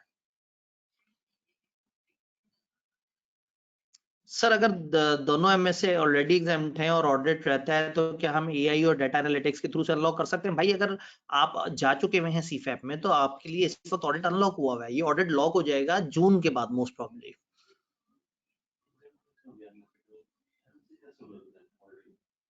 नहीं MSc 1-2 गायब हो जाएगा ना साल बाद। जी, एक सवाल ये है कि एक बच्चे के लिए MSc 1-2 एग्जाम्प्ट कब होगा? तो दिसंबर या जून में MSc जिंदा है, लेकिन आगे MSc खत्म हो रहा है, तो फिर MSc का पेपर देने की तरफ मत जाएं। आप MSc को छोड़ के बाकी पेपर्स क्लियर करने की कोशिश करें। सर, जिसने PPE का सर्टिफिकेट खरीदा है उसको कोई प्रॉब्लम हो सकती है? जी बिल्कुल, उसको पूरी जिंदगी प्रॉब्लम रहेगी। नंबर 1, उसने एक अनएथिकल हरकत की है। नंबर 2, उसने वो स्किल जो ICAP ने सिखानी को सीखी थी वो नहीं सीखी थी। वो जब इंटरव्यू देने जाएगा वहां उसे चीजें नहीं आती होंगी। वो लाइफ में जब आगे बढ़ रहा होगा तो बहुत सारी जगह पे वो स्किल जो उसके बाकी सारे पीयर्स के पास होगी, जिन्होंने बकायदा एक्टिविटीज की होंगी, वो उनसे पीछे रह जाएगा। तो बस कोई बात नहीं, लाइफ में थोड़ी थोड़ी सी जगह आप नाकाम हो जाएंगे, लेकिन आपने एक दफा तो शॉर्टकट लगा लिया ना। ये बड़ी गलत हरकत होती है। जब हम पैसे देके सर्टिफिकेट ले लेते हैं ना, तो ये अच्छा नहीं होता। वो स्किल जो हमें चाहिए थी, वो स्किल नहीं खरीदते हम, सर्टिफिकेट कागज खरीद लेते हैं। वो स्किल यकीन माने लाइफ में इतनी काम आती है। अगर मैं कल भी सेशन में कहता कि 2 चार्टर्ड अकाउंटेंट और एक को अच्छा कम्युनिकेट करना आता है, तो वो दूसरे वाले से 6-8 लाख 10 लाख ज्यादा कमा लेगा, क्योंकि उससे अच्छा प्रेजेंट करना आता है। तो अगर आप में से किसी ने कभी खरीद के सर्टिफिकेट लिया है, हो सके जिंदगी में कभी प्रॉपर सही से कोचिंग लेके और सही से उसकी एक्टिविटी 70 घंटे की पूरी करें, तो आपको लाइफ में बहुत हेल्प मिलेगी, आपकी कम्युनिकेशन बहुत बेहतर हो जाएगी। ठीक है जी, अब मेरे ख्याल में हमारे खामखा सेशन एक्सटेंड होता जाएगा। जो बाद में भी देख रहे होंगे वो बोर होते चले जाएंगे। ईमेल सामने मौजूद है, अगर आप व्हाट्सएप पे कन्वीनियंट है तो व्हाट्सएप नंबर भी मौजूद है जो वाइस प्रिंसिपल साहब के पास मौजूद है। मैंने आपको पहले भी बताया था। मेरा ईमेल मौजूद है, आप ईमेल कर सकते हैं कोई भी। अगर आप ईमेल करें तो जहन में रखें कि मुझे ईमेल को रिप्लाई करने में टाइम लगेगा, क्योंकि इस वक्त जो रजिस्ट्रेंट्स हैं हमारे वो 2000 टप चुके हुए हैं, और जो हमारे पास अटेंडीज हैं वो 500 के करीब रहे हैं। तो और ये फिर जितने लोग नहीं आए उनको भी ईमेल्स जाएंगे, उनको भी सब जाएगा, तो वो भी मुझे ईमेल करेंगे। तो आई कैन एक्सपेक्ट 500-600 ईमेल्स। तो हो सकता है कि आपको इस वीक के एंड तक जवाब मिले। तो बस ये थोड़ा सा आपने मार्जिन रखना है, क्योंकि मेरे पास एकदम से ब्लॉटिंग आ जाएगी ईमेल्स की। और सर उसामा जरा थोड़ा सा ज्यादा जज्बाती क्विक आदमी है, तो उनके पास जब चीजें आती हैं तो वो फौरन से जवाब देने की कोशिश करते हैं, लेकिन जब इतनी ज्यादा चीजें आ जाती हैं तो वो फौरन करते भी 8-10 दिन लग सकते हैं। तो आपने कोशिश करना है कि थोड़ा सा हाथ होला रखना है, पता लगे कि सर उसामा के पास 12,000 मैसेज आए हुए हों और मेरे पास कोई 1700 मेल्स आई हुई हों, और उसके बाद हम दोनों सर पकड़ के बैठे हों कि लो जी हैक ही कर बैठे हैं। मकसद सिर्फ ये था कि आप लोगों को थोड़ा सा आइडिया दिया जाए। मैं एक डिस्क्लेमर पे चीजें एंड करना चाहता हूँ, वो बड़ा जरूरी डिस्क्लेमर है। दैट इज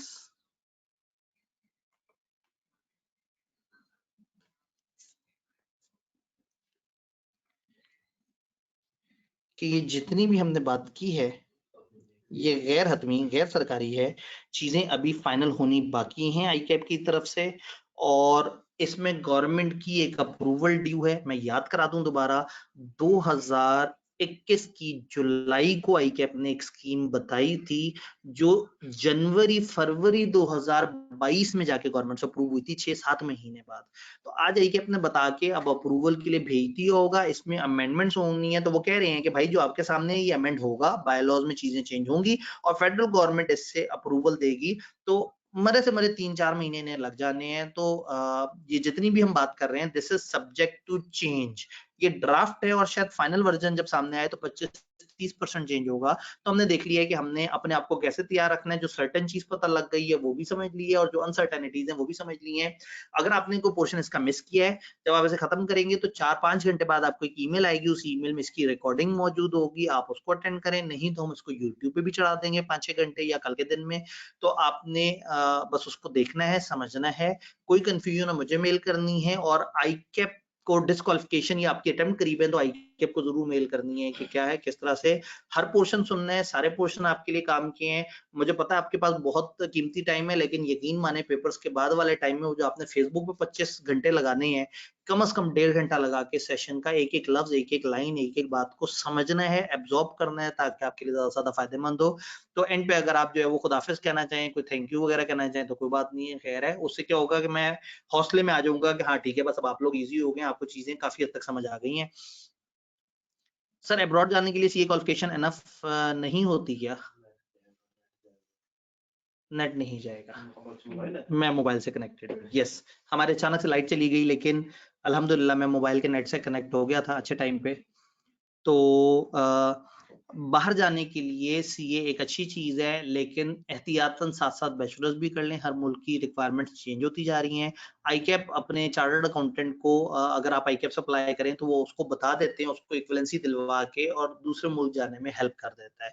तो CA is very good in abroad और बाहर के मुल्कों में पाकिस्तानी चार्टर्ड अकाउंटेंट की काफ़ी ज़्यादा इस टाइम पे वो चल रही है। जो स्कोप है वो काफ़ी ज़्यादा चल रहा है। ठीक है जी, हमारी तरफ लाइट गई थी और चीज़ें जो है वो डिस्टर्ब हुई थी, लेकिन अल्लाह का शुक्र है कि मैं एक अलग उस पे मौजूद था और वो सारी चीज़ें आप लोगों के फीडबैक मेरे पास आ गए। सर मुझे नहीं कि आंसर किया आपने। जी बिल्कुल, आपसे मेरी ज़ाती दुश्मनी थी, आपको मैंने कभी जवाब नहीं देना। आपको मुझे मिल गए तो मैं गोली मार भाईजान यकीन माने मेरे साथ इस टाइम पे जो स्क्रीन है ना, सोचिए 500 लोग इकट्ठे बैठे टका-टका टाइप कर रहे हों, तो हमारे सामने क्या तूफ़ान मचा होगा। आप मुझे ईमेल कर दें, मैं आपको इंशाल्लाह जवाब दे दूँगा। आपका सवाल कहीं मिस हुआ होगा, बहुत सारे सवाल थे और बहुत बारीक-बारीक लिखा हुआ होता है। तो माज़रत ख़ाह अगर आपका सवाल मिस हो गया, मकसद आपको तंग करना नहीं था। आप मुझे ईमेल कर दीजिएगा, मैं जवाब दे दूँगा। ठीक है जी। अपना बहुत-बहुत ख़्याल रखिएगा। कोशिश करें कन्फ्यूज़न मत फैलने दें। वो लोग जो कन्फ्यूज़ हैं वो कह रहे हैं नई स्कीम आ गई है, नहीं आई है। 6 महीने का टाइम अपेरेंटली नज़र आ रहा है। वो जो बहुत ज़्यादा परेशान हैं उन्हें बता दें कि आपने क्या करना है, बीएलओ-सीएलओ के साथ क्या करना है, सीएमए के साथ क्या करना है। बिल्कुल नहीं पैनिक होना और एक आगे की फ्यूचर की चीज़ की बेस पे आज की चीज़ें अपनी ख़राब नहीं कर देनी। ज़्यादा से ज़्यादा आप एक आध पेपर प्लस माइनस कर लें, अपने आप को सेफ रखने के लिए। बिल्कुल पैनिक ना हो और कोशिश करें 3 पेपर ऐसे अटेम्प्ट में दें। जो लोग 7-7 पेपर पढ़-पढ़ के पास कर रहे हैं, उनको ये नई स्कीम बिल्कुल तंग नहीं करेगी। जो फँस जाएँगे, वो बीच में कन्फ्यूज़ होंगे कि हमारा क्या होगा, क्या नहीं होगा। स्टिल आपके पास 6 महीने हैं, तो 6 महीने बाद जब नई स्कीम आएगी, तो आपके इंशाल्लाह 3 और पेपर पास हुए हुए होंगे। तो आप नई स्कीम में जब एंटर होंगे, तो ज़्यादा ग्रेस के साथ एंटर होंगे। कम पेपर्स के साथ ऐड होंगे, तो आपको कम से कम नुकसान होगा। अपना बहुत-बहुत ख्याल रखिएगा। इंशाअल्लाह ताला आपसे मुलाकात रहती है। कोई कन्फ्यूजन हो आप ईमेल कर सकते हैं। अल्लाह हाफ़िज़।